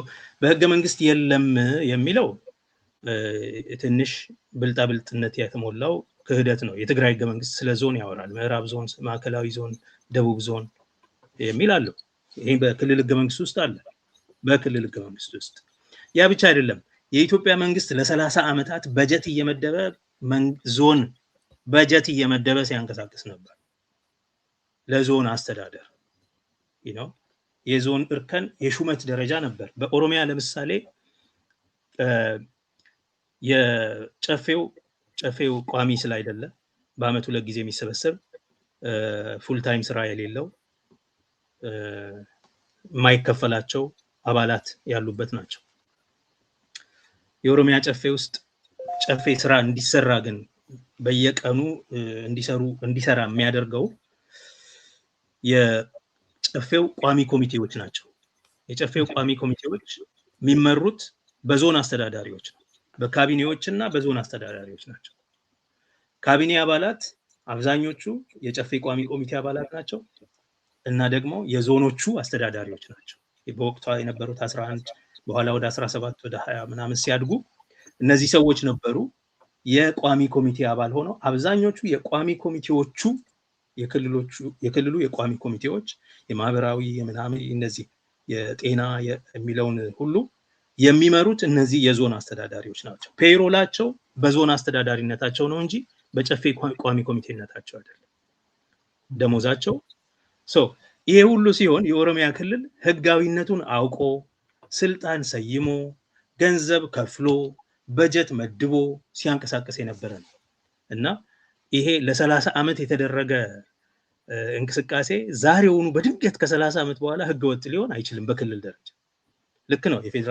የፌደራል ህገ መንግስቱ ስሙን አይጠቅስም ዞን ብሎ፣ ግን የፌደራል ህገ መንግስቱ ክልሎች ለአስተዳደራዊ አመቺነት እያዩ እንደፈለጉ አደረጃጀታቸውን ይወስናሉ ብሎ ኢምፓወር አድርጓቸዋል። ዞን ስሙ አልተጠቀሰም እንጂ አልተከለከለም። ያልተከለከለ ደግሞ በህግ የተፈቀደ ነው። ስለዚህ ክልሎቹ በየህገ መንግስቶቻቸው ሲፈቅዱ ነበር። ከዚህ አልፈው ደግሞ በአዋጅ ምንም እውቅና የሌለውን የቀበሌ መንግስታት አቋቁመው ምርጫ ሁሉ ሲያካሂዱ ነበር። ይሄ አልሞቱም እና አባዱላ የኦፒዲዮ ሰዎች በሙሉ እነ ሙክታር ያውቃሉ አሉ። ይሄ ሲሆን ተነጋግረን እናውቃለን ከነ ሙክታር ጋር። ሙክታርን የተማሪ ስለነበር ቀበሌ ምርጫ ምንድነው የሚለው ነው ማለት ነው። ምን ይባላል ይሄ? ኦኬ።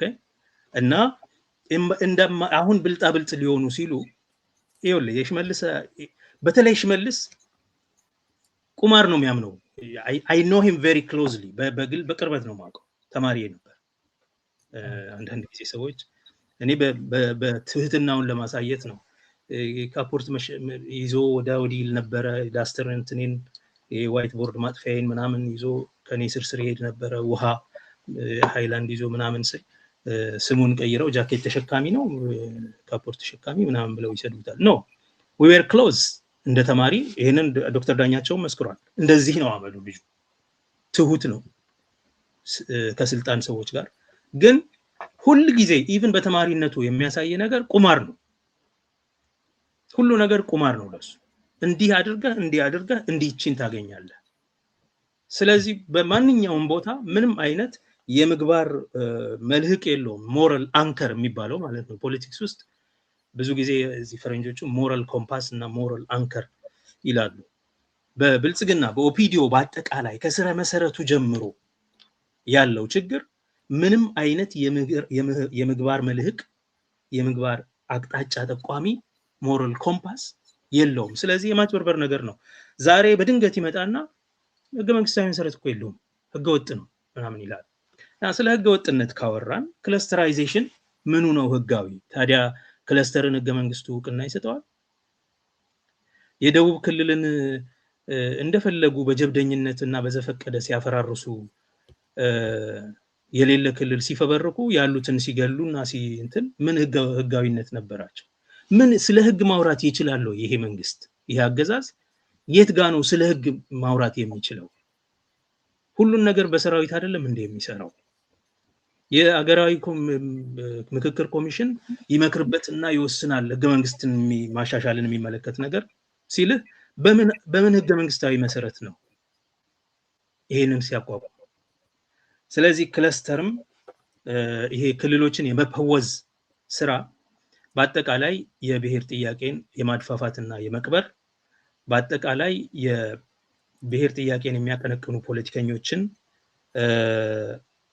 ቤት የለሽ ለማድረግ የሚደረግ እንቅስቃሴ እና አንዳንድ የኦሮሞ ሊቃን እንዲሁም የኦሮሞ ትግል ትልቁ ድል ቢያንስ ኦሮሚያ የሚባል ክልል ማስገኘቱ ነው ምናምን ይላሉ። ፕሪሳይስሊ ያንን የማጥፋት እቺም ድል ሆና ማለት ነው። እቺን የማጥፋትና እንደዚህ ይሄ ከጠፋ እንደ ኦሮሞ የሚያስቡት ልጆች እንደ ኦሮሞ ማሰብ ያቆማሉ፣ እንደ ኦሮሚያ ማሰብ ያቆማሉ።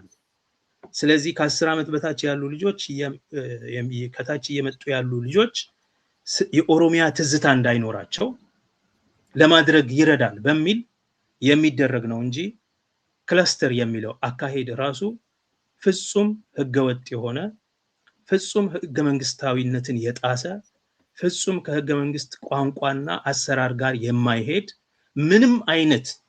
ምንም አይነት ህጋዊ መሰረት የሌለው የብሔሮችን ሉዓላዊነት የሚጠየፍ የሚሰድብ ተግባር ነውና ይሄ በህገ መንግስት መሰረት ስላልተቋቋመ ነው ዞንን የምናፈርሰው። ክልልንስ የሚያፈርሱት በምን? በህገ መንግስት ስላልተቋቋመ ነው። ክልል ደቡብ ክልልን ሲያፈርሱ በህገ መንግስት ስላልተቋቋመ ነው። ትግራይን ሲያፈርሱና ሲያጠፉ ግዛታዊ አንድነቱን ሲያወድሙ ህዝቡን ሲደመስሱ አሁንም ለጥፋት ሲያጩ ህገ መንግስታዊ መሰረት ስላላቸው ነው። የኦሮሚያን ህዝብ የሸኔን ማህበራዊ መሰረት ለማጥፋት ብለው የዘር ፍጅት ሲያካሂዱበት ሲያፈናቅሉት በረሃብ በተፈበረከ ረሃብ ሲፈጁት በህገ መንግስት መሰረት ላይ ቆመው ነው። ከማንም በላይ ስለ ህግና ህገ መንግስት ማውራት የማይችል አንድ ቡድን ቢኖር ይሄ ነው። ቀደም ያሉት መንግስታት የህወሓት የበላይነት አለበት የሚባለው ኢህአዴግ ጨምሮ አነሰም በዛም ለድርጊቶቻቸው የህግ ሽፋን ለመስጠት የሆነ ያህል ይንቀሳቀሳሉ። ደርግ ትልቅ የኤክስፐርቶች በነገራችን ላይ የህግ ሙያተኞች ብዙ በመንግስት ጉዳይ ተሳትፎ የኖራቸው ሶሻል ኢንጂነሪንግ ውስጥ የገቡበት ዘመን ያኔ ነው። እነ ቢልልኝ ማንደፍሮ፣ እነ ግርማ ወልደስላሴ፣ እነ ዶክተር ፋሲል ናሆም እነዚህ ሁሉ ዶክተሮች ናቸው በነገራችን ላይ። እነ ሰለሞን ጅፋር በጣም ብዙ አሁን ያሉትም ጭምር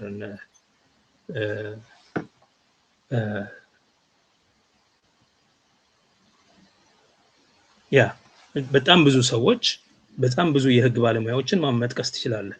በጣም ብዙዎቹ በደርግ ስርዓት ውስጥ ተሳትፈው በቴክኖክራትነት ማለት ነው ያንን ሰው በላ ነው የተባለውን የደርግ አገዛዝ እንኳን እንቅስቃሴውን በህግ መሰረት ለማድረግ የጣረ ነው። የኢህአዴግ ስርዓት እንደዛ ነው። ምንም ያደርግ ምን በህግ ሽፋን ክልሎች ውስጥ ጣልቃ መግባት ይፈልጋል፣ የጣልቃ መግቢያ አዋጅ ያወጣል።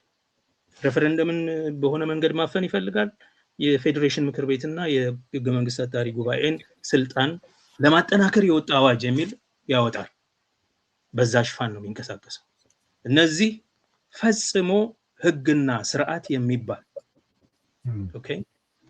ህገ መንግስት የሚባል መሰረት በመያዝ የሚወሰን ውሳኔ የሌላቸው የህጋዊነት ይሉኝታ እንኳን የሌላቸው ይሉኝታም የላቸውም። እንደ ሰው ራሱ ማለት ነው ይሉኝታ የላቸውም። ትናንት ያሉትን ዛሬ ሲቃወሙ ነገ ደግሞ እነሱ በተሰደቡበት ሰውን ሲሰድቡ ምንም ትዝታም ህሊናም የላቸውም።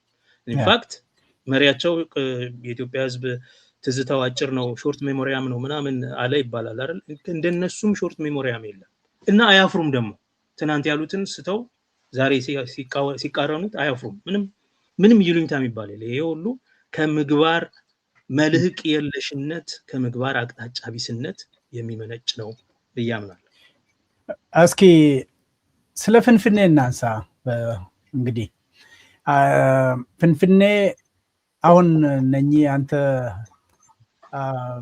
ቤት የለሽ ፖለቲከኞች ናቸው ያልከው ወይ ደግሞ እነኚህ ተስፋፊነት ፖለቲካ የሚያራምዱ ፍንፍኔ ከኦሮሚያ ገንጥለው እንደውም ሸገርን ጨምረን ክፍለ ሀገር እናደርጋለን ወይ ደግሞ እነሱ የሚሉት ክላስተርም እናደርጋለን እያሉ ናቸው። እና እንግዲህ የኦሮሞ ህዝብ ደግሞ ፍንፍኔ ቀይ መስመሬ ነው ማለት ከጀመረ ቆይቷል። ትግሉም ያጠነጠነው በዚህ ዙሪያ ነበር። እንደው ይህን ስትሰማ ምን ተሰማ? ምን አስተያየት አለ? ኖ ሰርፕራይዝስ፣ ምንም አዲስ የሚደንቅ የሚገርም ነገር አልተሰማኝም። ሲሉት የነበሩት ነገር ነው። በብዙ መፈክርና በብዙ ስድድብ አስለምደውናል። ለጆሮአችን ሾክ የሚፈጥር ነገር አይደለም። የፊንፊኔ ጉዳይ የታሪክ ጉዳይ ነው። የመስዋዕትነት ጉዳይ ነው። ከዚህ በፊት ደጋግሜ እንዳልኩት የደም መሬት ነው። በህዝቦች መቃብር ላይ የቆመ እውነት ለመናገር አንድ የታወቀ የአርት ፈላስፋ ክሪቲክ ከማንኛውም ስልጣኔ ጀርባ ወይም በስልጣኔው ስር የቆመበት ቦታ የብዙ ባሮች እና የብዙ ምስኪኖች እልቂት ነው የሚያስታውሰኝ ይላል። ሉቭርን ስታይ ወይም የተለያዩ የስልጣኔ ምልክት የሆኑ ትልልቅ ሐውልቶችን ግንባታዎችን ምናምን ስታይ ምን ያህል ሰው በዛ ስር አለቀ የሚለው ነው ትዝ የሚለኝ ይላል ዋልተር ቤንጃሚን የሚባል ምሁር። ናው ፊንፊኔ የኢትዮጵያ የስልጣኔ ምልክት መስላ ትታያለች። የቢዝነስ ከተማ ነች። የዓለም የዲፕሎማቲክ ከተማ ነች። ከኒውዮርክ እና ከጄኔቭ ቀጥሎ የዲፕሎማቲክ ሚሽን ብዛት በመያዝ አንደኛ ነች። ምክንያቱም አፍሪካ ውስጥ ሀገር ባልነበረ ጊዜ የዩናይትድ ኔሽንስ ኢኮኖሚክ ኮሚሽን ኦፍ አፍሪካ ኢሲኤ ኢትዮጵያ ስለተመሰረተ ከዛ የተነሳ የዲፕሎማቲክ አንከር ሆና ቆይታለች። እና አሁን ደግሞ ብልጭልጭ ተጨምሮላታል። በዘረፋና በነቀላ ግዛት ተስፋፍቷል። ከዚህ አንፃር ትልቅ ከተማ ትመስላለች። ዓለም አቀፋዊ ከተማ ነች። ስለ ኦሮሞ አታውሩ ይባላል። ኦሮሞ ሆና ዓለም አቀፋዊ መሆን አትችልም? ኢትዮጵያ ሆና ብቻ ነው ዓለም አቀፋዊ የምትሆነው? ይሄ ጥያቄ ነው። ኦሮሞ ሆኖ ዓለም አቀፋዊ መሆን የሚያሳፍር ነገር ነው። አማራ ሆኖ ግን ይቻላል። አዲስ አበባ ሆነ ዓለም አቀፋዊ መሆን ትችላለህ። ፊንፊኔ የሆነ ግን ዓለም አቀፋዊ መሆን አትችልም። ፕሪቶሪያ ጽዋኔ ወደሚሰኘው ስሟ ስትመለስ ምንም ፕሪቶሪያን ድሮም ከነበረችበት ቦታ ምንም አላነቃነቃት። ትንሽ የኋላ ቀርነት አለ እዚህ ጋር። የሆነ ሆኖ በፊንፊኔ ስር ምንድነው ያለው ካልክ መቃብር ነው፣ አጥንት ነው፣ የአባቶቻችን አጥንት ነው። እኔ በተለይ ይመለከተኛል፣ አባቴ ከዛ አካባቢ ስለሆነ አጽንቼ የምናገረውን በዚህ ምክንያት በተደጋጋሚ እኔ ነኝ እውነተኛው የፊንፊኔ ልጅ ብዬ ስናገር የምናገርበት ምክንያት መጥቼ ብቻ አይደለም፣ ዘር ማንዘሬ የተቀበረበት አካባቢ ነው። እና እዛ መቃብር ላይ ቆመ የነሱ አይደለም፣ የኦሮሞ አይደለም። I don't care የዝም ብሎ ተራ አለ አይደል የማስተዳደር ምናምን የልማት ጉዳይ ሆኖ ፊንፊኔን መልሶ የማዋቀር ነገር ቢሆን ችግር አይደለም። ዋናው ዓላማ ፊንፊኔን ከኦሮሞ ማጽዳት ነው፣ ከስሟ ጀምሮ ማለት ነው።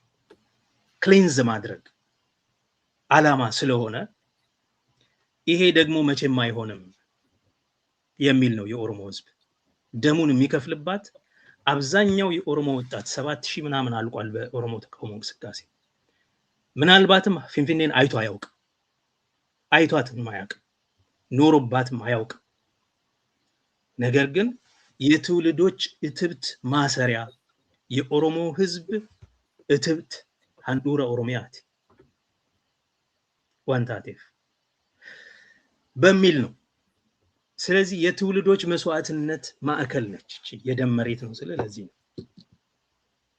የብዙ ብሶት የብዙ ናሽናል ትሮማን አንድ ሰው ሲገልጸው የነፍስ ቁስል ነው ይላል። a wound of the soul የአንድ ህዝብ የነፍሱ ቁስል ያለበት ቦታ ነው። ከ1840ዎቹ ጀምሮ እስከ 1900 ድረስ የህዝቦች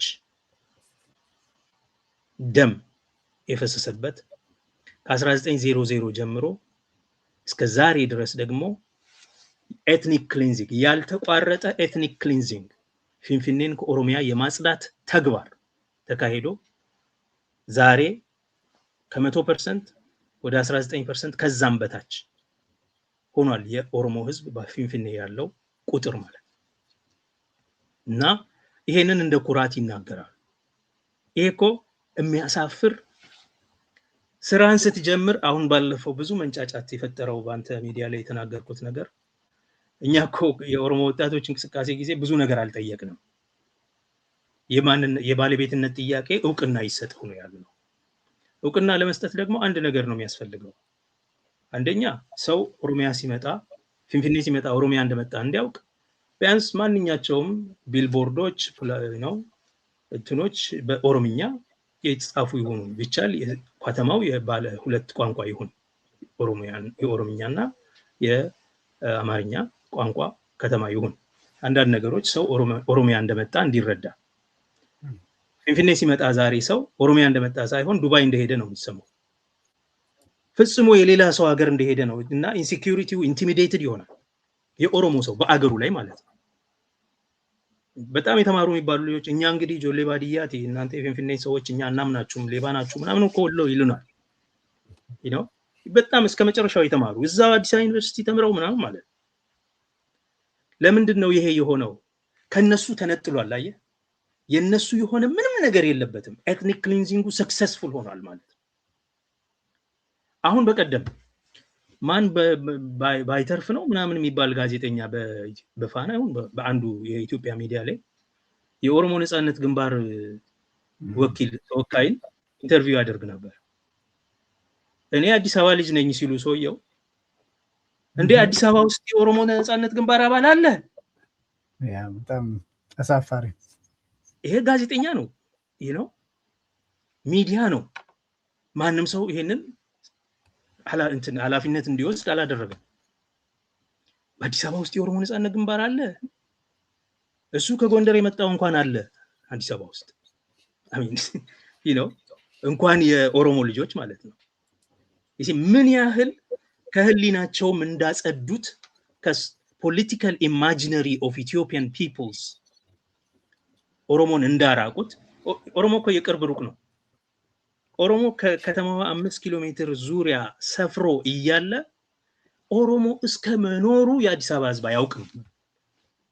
አያውቅም እስከ መኖሩ ድረስ። ለምን? በተግባር የተወሰነውን አጽድተውት ከህሊናው ደግሞ አርቀውታል። ስለዚህ ኦሮሞ ከጋምቤላም በጣም የራቀ ነው። በነገራችን ላይ በጂኦግራፊ አሁን ሩቅ ያለው እንግዲህ ጋምቤላና ሶማሌ ክልል ነው አይደለ? ትግራይ ነው አይደል? ከሰሜን ደቡብ። ግን ኦሮሞ ከነዚህ ሁሉ በላይ የራቀ ነው ከፊንፊኔ፣ ከነዚህ ሁሉ በላይ። ማዳጋስካር የሚሉት ለዚህ ነው። ከህሊናቸው አርቀው ከፖለቲካል ኢማጂነሪ አርቀው ሌላ ቦታ መውሰድ አለባቸው። ቢኮዝ እዚህ ኢንኮንቪኒየንት ነው። ካልቸራል ሳይኮሎጂካል ዲሶናንስ ነው የሚፈጥረው። ለአእምሯቸው ሰላም አይጠቅምም። ስለዚህ ይሄ ኤትኒክ ክሊንዚንግ ለረጅም ዓመታት ሲካሄድ ቆይቶ አሁንም እየተካሄደ ነው። ይሄ አካሄዱ በማስተር ፕላን ሲካሄድ ነበረ። አሁን በክለስተራይዜሽን እየተካሄደ ነው። በወቅቱ ያልኩ ባለፉት ሳምንታት ውስጥ የኦሮሞ ህዝብ ብዙ ጥያቄ አይደለም፣ ትልቅ አይደለም። በፊንፊኔ ላይ ያለው ጥያቄ የባለቤትነት ጥያቄና የአስተዳደር ጥያቄን እንለይ። የባለቤትነት ጥያቄ ከታሪክ ከማንነት ከምን ጋር የተያያዘ ስለሆነ በዛ መንገድ የሚረጋገጥ ነው። በዓለም አቀፍ ህግም እንደዛ ነው። አንድ መሬት የኔ ነው ካልክ ታሪክ ካርታ ምናምን ታመጣና አስተዳዳሪው ማን እንደነበረ ታሳይና ይሄ በቃ የእናንተ ነው ይባላል። ባድመ ላይ የነበረው ሁኔታ ሲወሰን እንደዚህ ነው ሎጂኩ። የዓለም አቀፍ ህግ ላይ የግዛት ጥያቄ፣ የመሬት ጥያቄ፣ የመሬት ባለቤትነት ጥያቄ ስታመጣ የምታመጣው የካርታ የምናምን ጉዳይ ነው። የአስተዳደር ጥያቄ ግን ሌላ ጉዳይ። ዛሬ ማን ያስተዳድረው እንዴት ይተዳደር የሚለው ላይ እዛ የሚኖረው ሰው ነው የሚወስነው። ስለዚህ የራሱ ካውንስል ይኖረዋል። ነገር ግን ከተማው የኦሮሞ መሆኑን እውቅና ይስጥ። ይሄን ለማድረግ ከተማው ባይሊንጓል ቢሆን፣ ያ ባይቻል አካውንታቢሊቲው ሁለት ቢሆን ለፌደራል መንግስትና አክቹአሊ ከተማ ለፌደራል መንግስት ተጠያቂ አይሆንም። እውነት ለመናገር ከተማው ለአካባቢው መንግስት ነው ተጠያቂ የሚሆነው። ፊንፊኔ ተገቢነቱ የነበረው ፌደራል ከሆነ በእውነት ለኦሮሚያ መንግስት ነው ተጠያቂ መሆን ያለበት። ኦኬ፣ ትልቁ ከተማ ኒውዮርክ ለኒውዮርክ መንግስት ነው ተጠያቂነቱ። ኒውዮርክ ሲቲ 1822 ሚሊዮን በላይ ህዝብ የሚኖርበት ከተማ ማለት ነው። ኒውዮርክ ሲቲ ለኒውዮርክ ስቴት ነው ላለው ነው የሚጠየቀው አልባኒ እንጂ ለዲሲ አይደለም ተጠያቂነቱ፣ ለትራምፕ አይደለም ተጠያቂነቱ። ይሄንን መረዳት አይችሉም። ሺካጎ የኢሊኖይ ስቴት ነው ተጠያቂነቱ እንጂ ለፌደራል መንግስቱ አይደለም። ሺካጎ ትልቅ ከተማ probably the second largest። ዶክተር ጸጋይ እስኪ እዚህ አሁን ሌላው ከውጪ ቁጭ ብሎ ወደ ማዳጋስካር ሂዱ ብሎ ብናገር መቼም እንግዲህ የሚያውቀውን ያክል ትላለ። ግን የፍንፍኔ አስተዳደር ውስጥ ሆነው ቦታቸው ማዳጋስካር ነው የሚሉ ሰዎች ምንድን ነው? እነዚህ አይነት ሰዎችስ ወደ አስተዳደር እንዴት እንዲመጡ ተደረገ የምለው እዛ ውስጥ አስተዳደር ውስጥ ከገቡ በኋላ እንደዚህ እንዲናገሩ ልብ ለብ እንዲሰማቸው ያደረገው ምንድን ነው? ምናልባት የብልጽግና ሰዎች ክርክር ላይ ምርጫ ክርክር ላይ እነሱም ኦሮሚያ ፍንፍኔ የኦሮሞ አይደለችም ስላሉ ምናልባት ያ ኮንፊደንስ ሰጥቷቸው ይሁን? ብልጽግና እነሱን ፈርታ ነው ማለት የጀመረችው እንጂ ድሮ አትልም ነበር። እንደ ኦፒዲዮማ ታግለዋል እኮ ፍንፍኔ የኦሮሚያ ነች ለማለት። እነሱኑ ለማስደሰት ብለው የጀመሩት የቁማር ፖለቲካ ሄዶ ኢት ባይት ዘም ማለት ነው። ስለዚህ እነዚህ እንደ ግርማ ካሳ እንደ ሲሳይ መንግስቴ ምናምን አይነቶቹ ኦሮምኛ ከተነገረ እዚህ ከተማን ራሴን አጠፋለሁ እነዚህ ማዳጋስካር ምን የሚለው በነገራችን ላይ የጥላቻ ንግግር ነው፣ የዘር አጥፊነት ንግግር ነው። በአንድ ቀን ተጠያቂ ይሆናል። የዘር አጥፊዎች ንግግር ነው። የዘር ማጥፋት ቅስቀሳ ነው። የዘር ማጽዳት ቅስቀሳ ነው። ወደ ማዳጋስካር እንሸኛቸዋለን የሚለው የዘር ማጥፋት ቅስቀሳ ነው። በህግ ተጠያቂ ይሆናል። ከኢትዮጵያ ውጭም ቢሆን አሳደን ተጠያቂ እናደርገዋለን። ስለሱ መናገር ማልፈልገው ለዛ ነው። ሁሉ ጊዜ አለ ሬከርድ በዘር ማጥፋት ቅስቀሳ ዛሬ አይደለም የጀመረው፣ ለረጅም ጊዜ ገና ኢህአዴግ ሳይወድቅ ጀምሮ በኦሮሞ ላይ የዘር ማጥፋት ጥሪ ሲጠራ የነበረ ሰው ነው። እሱ ብቻ አይደለም፣ ሌሎችም ብዙ አሉ። ዊዱ የኦሮሞ ሎየርስ አሶሲዬሽን ሬከርድ አለው፣ ዶክመንት ያደርጋል። እነዚህ ቀን ይመጣል በየተገኙበት ቦታ እንዴ ብዙ ሰዎች እኮ በቀይ ሽብር ከአውሮፓ ከካናዳ ምናምን ተይዘው ተመልሰው ተጠያቂ ሆነዋል። ይሄ የፖለቲካ ጉዳይ አይደለም፣ የዘር ማጥፋት ጉዳይ ነው። ገብተዋል። ወደ ማዳጋስካር ምናምን የሚለው ይሄ የኤትኒክ ክሊንዚንግ ጉዳይ ነው። ይሄ ኤትኒክ ፕሮፋይሊንግ ጉዳይ ነው። ይሄ ከኦሮሚያን አውጥተን ራሷን የቻለች ክልል እናደርጋለን ምናምን የሚሉ እዚህ ውጭ ሀገርም ቁጭ ብለው ቀድሞ የአዲስ አበባ መስተዳድር ውስጥ የነበሩ ሰዎች ያውም የፊንፊኔ ተወላጅ ነን የሚሉ ሰዎች እነዚህ በሙሉ ተጠያቂዎች ናቸው። ለዛ ነው ከኩሽናቸው አይወጡም እኮ አሁን እዚህ ዲሲ ተደብቀው ዩቲዩብ ላይ ብቻ ያሉት ማለት ነው። አይወጡም፣ ሰው እንኳን አያገኛቸው። ምክንያቱም ያውቃሉ፣ ያደረጉትን ጥፋት ያውቃሉ። ይሄ የዘር ማጥፋት ወንጀል ነው። እነዚሁ ሰዎች ደግሞ በትግራይ ዘመቻ ጊዜ ምን ሲሉ እንደነበረ እናውቃለን። ሰው የነዚህ የወንጀል ሌላ ሌቭል ነው፣ ፖለቲካል አይደለም። ኢዜማ የሚባለው ድርጅት ከአብይ ጋር አብሯል፣ ተለጣፊ ነው። መጀመሪያውኑ አብይ የኦሮሞ ቄሮን ወደ ጎን ትቶ ለስልጣኔ ይጠቅሙኛል ያላቸውን የኢትዮ አማራ ልሂቃን ቤት የለሽ ፖለቲከኞችን ሲያስጠጋ የነ ኢዜማን ቋንቋ ነበር የሚያወራው። ከቅንጅት ስክሪፕት ነው የሚያወራው ብያለሁ ቀደም ብሎ ጀምሮ።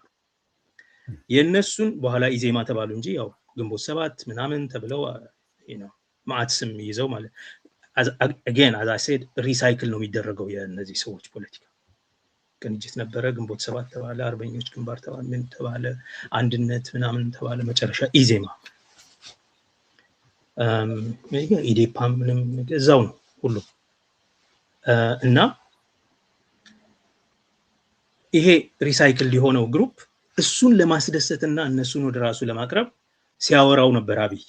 ያንኑ ተከትለው ዛሬ እነ ብርሃኑ ሌንጂሶ እነ ዶክተር ቢቂላ ምናምን ተመልሰው ይሄንኑ ይነግሩናል ማለት ነው። ፊንፊኔ የብሔር ብሔረሰቦች ነች ምናምን ይላል። እነሱ ቁማርተኞች ስለሆኑ ፈሪዎች ስለሆኑ የራሳቸው የምግባር መልህቅ ስለሌላቸው ኖ ሞራል አንከር ኖ ሞራል ኮምፓስ የምግባር አቅጣጫ ጠቋሚ ፖለቲካዊ ማለት ነው ስለሌላቸው። በነገራችን ላይ የኢትዮጵያ ፖለቲካ ውስጥ የአመራር ውድቀት አለ የምልበት አንዱ ምክንያት የራሱ የምግባር አቅጣጫ ጠቋሚ ያለው አመራር ይሄንን ይታየኛል፣ ይሄንን አያለው፣ ይሄን አደርጋለሁ፣ ይሄን አላደርግም፣ ስለዚህ በዚህ መንገድ እንሄዳለን ብሎ ወደ ህዝብ ወጥቶ ተናግሮ ከዚህ አሁን ካለንበት ሁኔታ ወደዚህ ነው የምንሄደው ብሎ የሚናገር አንድም ሌፍት ራይት መሪ የለም። ኦኬ በድንግዝግዝ ግማሹ አንዱን በመቃወም ሌላኛውን ስም በማጥፋት ስም ማጥፋቱና አንዱን ስም ሳይለንስ ማድረጉ ወይም ካንስል ማድረጉ ስኬት የሆነ እንደዚህ ነው እየተከደ ያለው። በመጠጋት ኦፖርቹኒስት በመሆን ተጠግቶ ተለጥፎ አዳሪ በመሆን ወደሆነ መንገድ። ስለዚህ ለዚህ ነው ውሃ ቀዳ ውሃ መልስ የሚሆነው። የና አብይ አንዳንዴ የንግግር ጮሌነት ይሄ ያለ አይደለ ፕላጀራይዝ የተደረገ ማለት ነው ከማርቲን ሉተር ኪንግም ከማንዴላም ከምንም የተቀነጨበ ንግግር ይዞ ያወራና ጊዜያዊ ለሆነ መድረክ ይጠቅማል፣ ከዛ በኋላ ዋጋ ቢስ ይሆናል። የመደመር መንግስት የዘር ማጥፋት ወንጀል ይፈጽማል ብለህ እንዴት ታስባለህ? የሚደምር መንግስት እንዴት 1 ሚሊዮን ይቀንሳል በአንድ ጦርነት? ሌላውን ትተን ማለት 6 ሚሊዮን ለመቀነስ እየተንቀሳቀሰ ነው። ይሄ የአንድ ሰሞን ወሬ ብልጣብልጥነት ነው። በአጠቃላይ የምግባር መልህቅ ስለሌላቸው ለቀኑ የሚያተርፍ ነገር ለዛሬው የሚያተርፍ ነገር ይናገራሉ። የማይገባቸው ነገር ለትውልድ የሚቆይ ቀውስ፣ ለትውልድ የሚቆይ ቁስል እየጣሉ ይሄዳሉ። ከዛ ቁስል ለዘመናት እያመረቀዘ ሁል ጊዜ የብረት ፖለቲካ ጸንቶ እንዲኖር በዛ ሀገር ላይ የደህንነት ሴኩሪቲ ችግር ስለሚኖረው ማለት ነው። አሁን በዚህ ትውልድ ውስጥ ኦሮሞን ወደ ማዳጋስካር እንመልሳለን፣ ፊንፊኔ የኦሮሞ አይደለችም እንዳትሆን እንሰራለን የሚልን የሰማ ኦሮሞ ምን የሚያስብ ይመስላል? የሚያስበው ኦኬ ይሄንን የሚሉበት ምክንያት አቅም ስለሌለን ነው፣ እንታጠቃለን፣ ምን እንደሚያመጡ እናያለን። and that's true። እኔ አሁን የማስበው አስተሳሰብ ስለ የኦሮሞ ሰራዊትን ማጽናትና መደገፍ ማበርታት ብቻ ሳይሆን የኦሮሞ ህዝብ ራሱ ለህልውናው ሲል መታጠቅ አለበት። ምክንያቱም ይሄ የዘር ማጽዳት ጥሪ ዛሬ አይደለም የተጀመረው፣ 2018 በተግባር ታይቷል። ፊንፊኔን ከኦሮሞ ለማጽዳት ከዛ በኋላ የነበረው ዘመን በሙሉ እና ሃጫሉም እኮ የተገደሉት በዚሁ በፊንፊኔ ጉዳይ ነው። በዋናነት ኢሚዲየት ኮዙ ይሄ ነው። የቆየ ቢሆን ሚኒሊክ የፈረስ ሌባ ነው። ይሄ የነንትና የነሙናቱፋ የነንትና ሀገር ነው። ዘርቆ ማለት እያንዳንዱን ባለቤቶቹን ቆጥሮ ማለት ነው። ስሞቻቸውን እያነሳ ስለሚዘፍን በፊንፊኔ ጉዳይ ነው ነፍሱን ያጣው። ብዙ ብሶት አለ ምልህ። ለዚህ ነው እዚህ መሬት ላይ ብዙ የኦሮሞዎችን እንጉርጉሮዎች ከሰማህ የኦሮሞ ባህላዊ እንጉርጉሮ ተሰደው ይኸውልህ የፊንፊኔ ሰዎች የሸዋ ሰዎች ባሌ ሄደው ሐረርጌ ሄደው ጉጂ ሀገር ሄደው ኦኬ ተፈናቅለው እየኖሩ ማለት ነው። በየማታው ሲያንጎራጉሩ የምትሰማው ዜማ፣ በማሲንቆ ሲያንጎራጉሩ የምትሰማው ዜማ ፊንፊኔ ላይ ያለ ብሶት ነው የሚያወሩት። የሃጫሉ ዘፈኖች ትልቅ ኃይል የነበራቸው ያንን የሃጫሉ የጃምቦ ጆቴ ዘፈኖች ከሰማሃቸው ያንን ህዝቡ ውስጥ ያለ የተሰደደው ህዝብ እንጉርጉሮ ማለት ነው። የተሰደደው ህዝብ እንጉርጉሮ ወደ ዘመናዊ ሙዚቃ ስላመጡት ነው እንጂ ያውቃሉ እነሱ ራሳቸው የህዝብ ዘፈን እንደሆነ ደጋግመው ሲገልጹ ነበር። የታደለ ገመቹ እነዚህ ዘፈኖች ለምንድን ነው የኦሮሞ ህዝብ ጋር አውቶማቲክ የሆነ ኤሌክትሪፋይንግ ፓወር ያላቸው ካልክ ያንን ቁስል ለአመታት ለዘመናት ለመቶ ዓመታት ያህል የቆየ የህዝብ የነፍስ ቁስል ትሮማ the wound of the soul ይሉታል ሳይኮሎጂስቶች። ያንን ስለሚነካካን ዛሬ እነ በቀለ ወሪሳ እነ ብርሃኑ ሌንጂሶ ከነዚህ ዘራጥፊዎች ጋር ተባብረው ፊንፊኔ የኦሮሞ አይደለችም። እነዚህ ባይዘይ ሙልጭ ያሉ ዘራጥፊዎች ናቸው፣ ወንጀለኞች ናቸው። እመነኝ ይሄ መንግስት ከስልጣን ከወደቀ አንዲት ጋት መራመድ አይችሉም ከቤታቸው ውጪ። ከኢትዮጵያም ውጪ ከወጡ ደግሞ ይከተላቸዋል ያጠፉት ጥፋት። ሙልጭ ያሉ ወንጀለኞች ናቸው።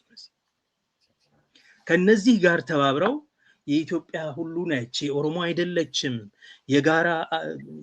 የጋራ እንጂ የግል ከተማም የግል ሀገርም የለንም የሚል ንግግር ማጣፈጫ መስሏቸው ቢየስ መጋላስ ኮፓቲን ቀብኑ የሚለው ንግግር I think ለነሱ ለዛሬ they can get away with it። ነገ ግን በህዝቦች ዘንድ የማይሽር የነፍስ ቁስል ጥቶ ስለሚሄድ በየዘመኑ ይሄንን ስጋት እያዩ ማለት ነው እናጠፋቸዋለን ተብለናል እኮ እየተባለ ሁሉ ጊዜ በተጠንቀቅ እንዲኖር ይሆናል ማለት ነው። ምን ማለት ነው የሃይፐር ቪጂላንስ ምን ማለት ነው? እሱ ራሱ ሃይፐር ቪጂላንስ ማለት ያበደ ማህበረሰብ ማለት ነው። ለምሳሌ የፍልስጤም ህዝቦች ማለት ነው ላለፉት 70 ዓመታት ሁሉ ጊዜ እንደተፈለገ ሲገደል የኖረ ህዝብ ገና ከህፃንነቱ ጀምሮ አውሮፕላን ቦምብ እየጣለ ልጆች ኳስ ይጫወታሉ፣ ምንም አይመስላቸው። ምንም አንድ በ1960ዎቹ በተማሪዎች ንቅናቄ ጊዜ ፍልስጤም ለወታደራዊ ስልጠና የሄደ ሰው ሲናገር እያዳመጥኩ ነበር ሰሞኑን እና ፍልስጤም ሀገር ለስልጠና ሄደው ሰው እዚህ ቦምብ ይወርዳል አለ። ሰው ይነግዳል፣ ሱቅ ዳቦ ምናምን ይቃለዳል፣ መንገድ ላይ ኳስ ይጫወታሉ ልጆች እና እኛ ደንግጠን በርግገን የምንሄድበት ጠፋን አለ። የእስራኤል ቦምብ እየወረደ ነው እኮ አውሮፕላን እና እንዴት ነው የማይደነግጡት እነዚህ ሲባል እነሱማ ለምደውታል። እነሱማ ለነሱ ይሄ ነው ህልውናቸው፣ ጦርነት ነው የሚያውቁት ነገር ይሄ ነው። ይሄ ትውልድ ዛሬም ካያቸው የፍልስጤም ህፃናት ሙሉ በሙሉ በወደማ አካባቢ ላይ የፈራረሰ ድልድይ ስር የዥዋዥዌ መጫወቻ ሰርተው ኦኬ ይጫወታሉ በዚህ ሁኔታ ውስጥ ማለት ነው። እና እንዲህ አይነት ትሮማ አደገኛ ነው። አየ ለትውልድ የሚዘልቅ የነፍስ ቁስልና ጠባሳ መተው ለዘላለሙ በተጠንቀቅ እንዲኖር። እነዚህ ልጆች በሙሉ መተኛት የማይችሉ ናቸው። ወደ አውሮፓ ወደ አሜሪካ ሪሴትል ካደረጉ በኋላ ነው ይሄ ሐሳብ የሚመጣባቸው። መተኛት አይችሉም፣ ትጥቅ መፍታት አይችሉም ማለት በቃ በተጠንቀቅ ናቸው ሁሉ ጊዜ። ትምህርት ቤት አትኩሮት ብዙ አይላቸውም፣ ፎከስ አይኖራቸውም። እና እዚህ አሁን በምኖርበት ሀገር ከእንደዛ አካባቢ ከኢራቅ፣ ከአፍጋኒስታን፣ ከፍልስጤም፣ ከሶሪያ የመጡ ሰዎች አንዱ በተለይ ሶሻል ሰርቪስ ምናምን ጋር ከሄድክ እነዚህን ሰዎች የማከም ስራ ነው የምትሰራው። በህግ ድጋፍ ለማድረግም ስትሄድ ምክንያቱም በህግ ውስጥ ብዙ ችግር አለ። ያው የቤተሰብ መፍረስ ምናምን ያጋጥማቸውና ከዛ ወደ አንተ ይመጣሉ ማለት ነው። እና ስትሰማ እንዳለ በቃ ዋናው ችግራቸው የነበረው በጸጥታ ኖረው አያውቁም ነበረ። በተጠንቀቅ ነው ሁሉ ጊዜ የሚኖሩት። ሁሌ የሆነ የሚፈሩት ሌላ ጠላት አለ። እዚህ ሲመጡ ጸጥታ ነው፣ ያ ጠላት የለም። አሁን ቁስሉ እያመረቀዘ አብረው መኖር እንዳይችሉ ያደርጋቸው። ይሄ ባይዘው በሙሉ ስደተኛ ህዝቦች ላይ የሚታይ ነው። ግን በተለይ ከጦርነት አካባቢ የሚመነጭ ከዘር ማጥፋት አካባቢ የሚመጣ ሰውን እጅግ የሚያመጣው የሚወልደው ነገር ነው። ሲሳይ መንግስቴ ሲናገር የሰማ እዚህ ምድር ላይ ኦሮምኛ ከተነገረ እኔ የስራ ቋንቋ ከሆነ እኔ ራሴን እገላለሁ፣ ያንን ሞት ለማፋጠን የማያደርገው ነገር አይኖርም። ለነገሩ ይዋሻሉ እንጂ ምንም አያደርጉ።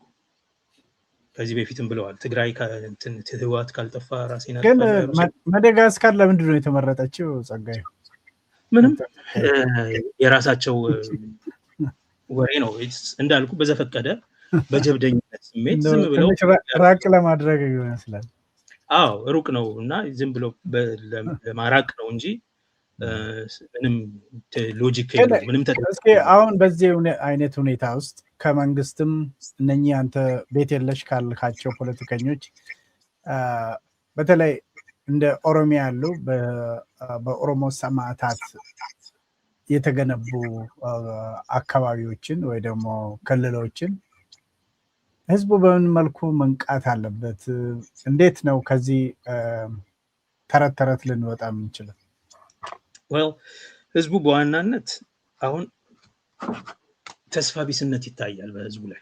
ምክንያቱም ከዚህ በፊት መብቱን ለማስጠበቅ ብዙ ተንቀሳቅሶ ያገኘው ውጤት እና አብይን እነ ብርሃኑ ሌንጂሶን ውጤቱ ይሄ ነው። አሁን አንደኛ ተስፋ ቢስነት አለበት፣ ሁለተኛ ምንም ማድረግ እንደማይችል ይሰማዋል። ቢካዝ አጫሉን በልተዋል። ብዙ የኦሮሞ አክቲቪስቶችን ምሁራንን ከፍሏል ይህ ህዝብ። ስለዚህ አሁን አቅም የለሽነት ስሜት፣ ምንም የማድረግ አቅም የለንም የሚል ስሜት፣ የተስፋ ቢስነት ስሜት የመጣበት ይመስለኛል። ይልቅ ከእንደሱ አይነት ነገር ትተህ ኑሮን አሸንፍ ለዛሬ። አንድ ኑሮ ከባድ ነው በኢትዮጵያ ውስጥ። ኑሮ እጅግ በጣም ከባድ ነው፣ ለኦሮሞ ብቻ ሳይሆን በአጠቃላይ አሁን ባለው ሁኔታ የዚህ የዘራፊና የነጣቂ መንግስት ነው። በነገራችን ላይ የቀማኛ መንግስት ነው እና ቀማኛ ከመሆኑ የተነሳ እና ደግሞ ኢኮኖሚውን የማስተዳደር ምንም አቅም ስለሌለው በማክሮ ፖሊሲዎች ብዙ ነገር ስለተበላሸ ማለት ነው። የማክሮ ኢኮኖሚክ ፖሊሲዎቻቸው እንደምታውቀው የገንዘቡን ዋጋ አድቅቆታል፣ አቅም አድቅቆታል። ኢኮኖሚ ማኔጅ ማድረግ ትልቅ ስራ ነው። ጋቨርኒንግ ማለት በዋናነት አስቤዛ ነው። መንግስትነት ማለት አስቤዛ ነው። ትዳር ማለት አስቤዛ ነው። መንግስትነት ማለት ኢኮኖሚ ነው። ኢኮኖሚክ ገቨርናንስ ካልቻልክ you are not a government። ትልቁ የአብይ አህመድ መንግስት ችግር አንደኛ ወጥ የሆነ ኢኮኖሚ ፖሊሲ የለውም። ማክሮ ኢኮኖሚውን በፖለቲካውና በጦርነት ፖለቲካውና በጂኦፖለቲክስ ነው የሚመራው። ለዛ ነው የዩናይትድ አረብ ኤሚሬትስ ምናምን ፊት የሚያየው ማለት ነው። የና አይኤምኤፍ ፊት የሚያየው እናት ነች ምናምን ብሎ ያጭበረብረው። አንዱ ችግር ይሄ ነው፣ ወጥ የሆነ የኢኮኖሚ ፖሊሲ የለውም። ስለዚህ ኢኮኖሚክ ገቨርናንስ አያውቅበትም። ሁለተኛ የልመና ፖለቲካ፣ የልመና ኢኮኖሚክስ ነው ያለው። እኛ በግል ለምኛ ያመጣሁትን እንዴት አጠፋህ ተብዬ ልጠየቅ አይገባም ብሎ ነው የሚናገረው። አንድ ኢቭን ብርሃኑ ነጋ ከክቡር ገና ጋር በተለዋወጠው ኢሜል የኢኮኖሚ እውቀቱ እንኳን ሰውየው በጣም የአራተኛ ክፍል ነው ምናምን እስከመባባል ደርሰዋል። ካስታወስክ እንደዚህ አይነት ኢሜል ኤክስቼንጅ ነበረ ክቡር ገናና ብርሃኑ ነጋ የሚለዋወጡት። የኢኮኖሚ ፕሮጀክት ኢኮኖሚክ እንትን የለውም። ከልመና ባሻገር ኦርናሜንታል የሆነ ኢኮኖሚክስ ነው ያለው። ማስኬት እና በዛ ፋሳድ የማስቀመጥ ማለት ነው። የልማት ፋሳድ የማስቀመጥ የተጀመሩ ፕሮጀክቶችን ማንኳሰስ ወይም ደግሞ የኔ ነው ብሎ ድል የመቀራመት። ለምሳሌ ግድቡን በተመለከተ ብዙን ነገሩን ቀንሶታል፣ ብዙ ነገሩ ተድፋፍቷል። የፖለቲካ ጨዋታ ነበረ እኮ የፖለቲካ ጥቅም ነው ሲለው ነበረ። በኋላ ላይ ደግሞ ይሄው እኔ ሰርቼዋለሁ ለማለት እኔ ነኝ ከመጀመሪያው ጀምሮ የጠነሰስኩት ሁሉ እስከማለት ድረስ ደርሷል። ትልቅ የሆነ የፖለቲካ የኢኮኖሚ አስተሳሰብም የኢኮኖሚ ፕሮጀክትም የማክሮ ኢኮኖሚክ አስተዳደርም የሚያውቁ አይደሉም። የሚያውቁት ነገር ዘረፋ ነው፣ መንጠቅ፣ መለመን፣ ከዚህ ያወጡትን ወደዛ ከዚህ የሰረቁትን ወደዛ ላይ መሄድ። በዚህ ብዙዎቹ የገቨርንመንት ፋይናንሲንግ የሚካሄደው ከግለሰቦች ነው። ያው በነጠቃ ነጋዴ ከሆኑ ሰዎች ከና ለማየው ከተማ የታወቁ ናቸው። 5 ያህል ትልልቅ ነጋዴዎች አሉ። በእነሱ ናቸው የማስገደያውንም የጦርነቱንም የሚሰጡት። ምን ሰራላችሁ የሚባሉ ማለት ነው። የታወቁ ዋና 5 ትልልቅ ፋይናንሰሮች አሉ። እነሱ ደግሞ ተጠቃሚ ናቸው። እንደ መንግስት ነው ወጥተው ቢዝነስም የሚሰሩት፣ ገንዘብም የሚያመጡት፣ ፕሮፊትም የሚያገኙት። ሞር ኦር ሌስ ስቴት ካፒታሊዝም እንኳን እንዳይባል ማለት ነው። አይደለም መንግስት ህገወጡ ነው የሚበዛው። ብዙዎቹ ጀነራሎቻቸው ስም መጥራት ይቻላል በዝርዝር ህገወጥ የመሳሪያ ንግድ ላይ የተሰማሩ ናቸው። እነባጫ ማለት ነው ህገወጥ የመሳሪያ እና የጥይት ንግድ ላይ የተሰማሩ ናቸው። በተለያዩ ምስራቅ አፍሪካ ሀገሮች ውስጥ መሳሪያ የሚያለዋውጡ፣ ለአሁን ኢትዮጵያ ውስጥ ላሉ ተቃዋሚዎች እንኳን ጥይት የሚሸጡ የራሳቸው ጀነራሎች ናቸው። በነገራችን ላይ እነ ይልማ መርዳሳ ምናምን ማለት ነው። ማለት ዝርዝር ውስጥ መግባት አልፈልግም፣ ራሱን የቻለ ርዕስ ስለሆነ። ኦኬ ኢኮኖሚው ማለት የዘራፊዎች የነጣቂዎችና የጨለማ ኢንፎርማል ሴክተር ስራ ነው። ኢኮኖሚክ ገቨርናንስ የለም። ኢኮኖሚክ ገቨርናንስ ካለመኖሩ የተነሳ በዘፈቀደ የሆነ ግብር፣ በዘፈቀደ የሆነ ዘረፋ፣ ሙሰኝነት በመኖሩ ሰው ዛሬ ኢኮኖሚ ተስፋውን አጥቷል። ይሄን ተምሬ እቺን ስራ ይዤ ይሄን አደርጋለሁ፣ እቺን ካፒታል ከዚህም ከዛም ተለቅቼም ተበድሬም ይሄንን ኢንቨስት አድርጌ እዚህ ጋር የሆነ ነገር አገኛለሁ የሚልበት ቦታ ላይ አይደለም ያለው። ኢኮኖሚክ ገቨርናንስ አቸው ደካማ ከመሆኑ የተነሳ የኑሮ ችግር አለ። የኑሮ ዋጋ መጨመር በጣም በጣም ብዙ ህዝብ ለረሃብ የተጋለጠ እስከሚሆን ድረስ ማለት ነው 36 ሚሊዮን ያህል ይደርሳል። ከአብሶሉት ፖቨርቲ የሰብአዊ እርዳታ የሚያስፈልገው ህዝብ ብለው እኮ የተባበሩት መንግስታት ድርጅት አንድ ጊዜ መግለጫ ወጥቶ ነበር። ከ130 ሚሊዮን ከ139 ሚሊዮን 38 ሚሊዮን ድረስ የሚደርስ ሰብአዊ እርዳታ የሚጋብዝ ችግር ውስጥ ያለበት ሁኔታ ነው ያለው የሚባልበት ነው። ይሄ ምሬት ስላለ የኦሮሞ ብቻ ሳይሆን ሌላው ማለት ነው ተስፋ ቢስነት በጣም በስፋት አለ። ስለዚህ ህዝቡ ምን ያደርግ ላልከኝ አትሊስት ዛሬ በልቶ ማደር የሚችል ለው ህዝብ ማለት ነው። ወደ ጎዳና ያልወጣው ህዝብ፣ ያልተጣለው ያልተበተነው ማለት ነው። በጣም ብዙ ሰው ቤት የለሽ ሆኖ ሜዳ ላይ የለ። ከሐረርጌ የተፈናቀሉ ሰዎች በረሃብም በመንግስትም የተፈናቀሉ ሰዎች ማለቴ አሁን በቅርብ ይሄ የጫት ንግድ ጋር ተያይዞ ኢኮኖሚክ ሚስማኔጅመንት ማለት ነው። አሁንም የዘረፋ ፖለቲካ፣ የዘረፋ ኢኮኖሚ በጣም ብዙ ሰው ተቸገረ፣ ተራበ። ስለዚህ ወደ ከተማ ፈሰሰ። አዳማ፣ ፊንፊኔ ዛሬ ያለው የለማኝ ብዛት አብዛኛው ሜዳ ላይ የፈሰሱ የሐረርጌ ልጆች ናቸው። በታሪኩ የሐረርጌ ህዝብ ለምኖ አያውቅም፣ መለመንም አያውቅም። ያለውን አብሮ የሚበላ ኦኬ፣ አጣው ብሎ የማይጨነቅ አገኘው ብሎ የማይኩራራ ህዝብ ነው። የምናውቀው ይሄ ነው የሐረርጌ ህዝብ። የሐረርጌ ህዝብ ከመሬቱ የሚሰራው ነገር ስለተከለከለ ማለት ነው። ግብርናው ጫት ነበር አብዛኛው ገቢ ማግኘው ስለተከለከለ ተፈናቅሎ በየከተሞቹ ተበትኖ ከነ እናት ከነ ልጆቿ ጎዳና ላይ ቁጭ ብላ ከአባት ከነ ልጆቹ ጎዳና ላይ ቁጭ ብለው በልመና በረሃብ እየተጠበሱ አሉ። ነው ከነዚህ ውጪ ያለው ህዝብ ማለት ነው ምን ያድርግ ላልከኝ፣ አንደኛ ይሄ የብልጽግና አገዛዝ ከዘራፊነት ከቀማኛነት አልፎ ህዝብን ደግሞ በተፈበረከ ረሃብ በማስጠቃት ለመፍጀት የሚንቀሳቀስ መሆኑን ከአካባቢያቸው በተለያየ መንገድ የሚነቅል መሆኑን ተረድቶ ኦኬ፣ ይሄ ብቻ ሳይሆን በኦሮሞ ህዝብ ላይ ከየከተሞቹ ኦሮሞን የማጽዳት እንቅስቃሴ ለማድረግ የቆረጡ ደመኛ ጠላቶች በሩ ላይ የቆሙ መሆኑን ተረድቶ ራሱን ለማትረፍ ብዙ እንቅስቃሴ ማድረግ አለበት።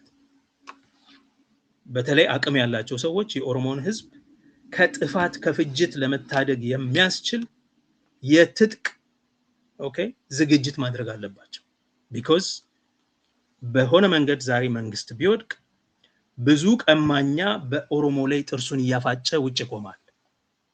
ብዙ ቂም የያዘ ያው የአብይ አገዛዝ ባደረሰባቸው በደል ምክንያት የኦሮሞ ህዝብ ላይ ቂም የያዙ ብዙ ቂመኞች በደጅ ቆመው፣ ስለዚህ የኦሮሞ ህዝብ ከቻለ በተደራጀ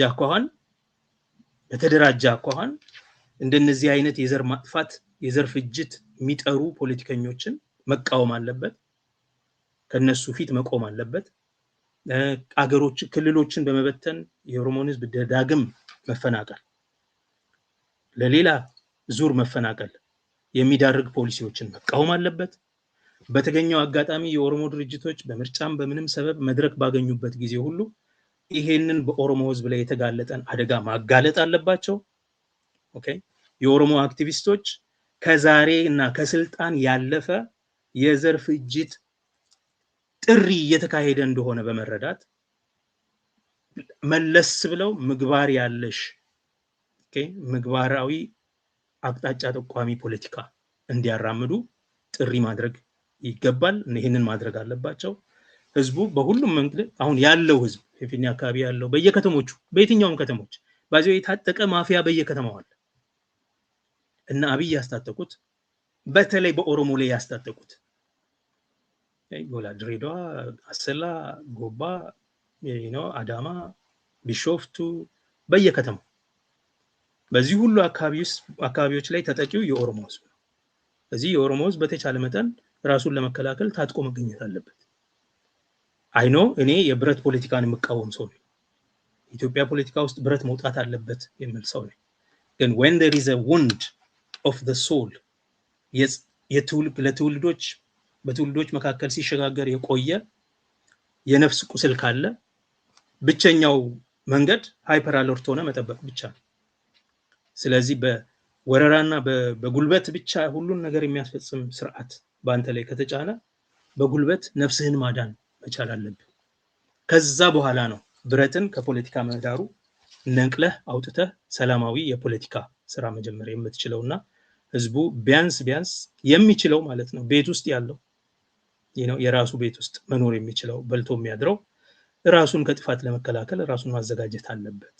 እየተደለቀብህ ያለው የሞት ድቤ ቀላል አይደለም ወደፊት ድረስ የሚያመጣው ነገር እና ብዙ ቂመኞች ብዙ ቀማኞች በደጅ አሉና ለዚህ መዘጋጀት ያስፈልጋል የሚል ነው።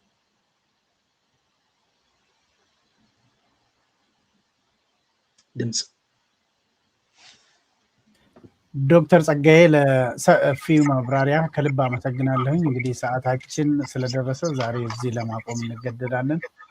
በጣም አመሰግናለሁ። እኔም አመሰግናለሁ ደጀኔ። እሺ እንግዲህ ክቡራና ክቡራት ተመልካቾቻችን የዛሬውን ዝግጅት በዚህ እንቋጫለን። በሌላ ጊዜ ደግሞ ከዶክተር ጸጋዬ አራርሳ ጋር የምናደርገውን ውይይት እንቀጥላለን። ሌሎች የኦሮሚያ ሚዲያ ኔትወርክ ዝግጅቶች ይቀጥላሉ። እስከዚያው ድረስ ቸር ይግጠመን።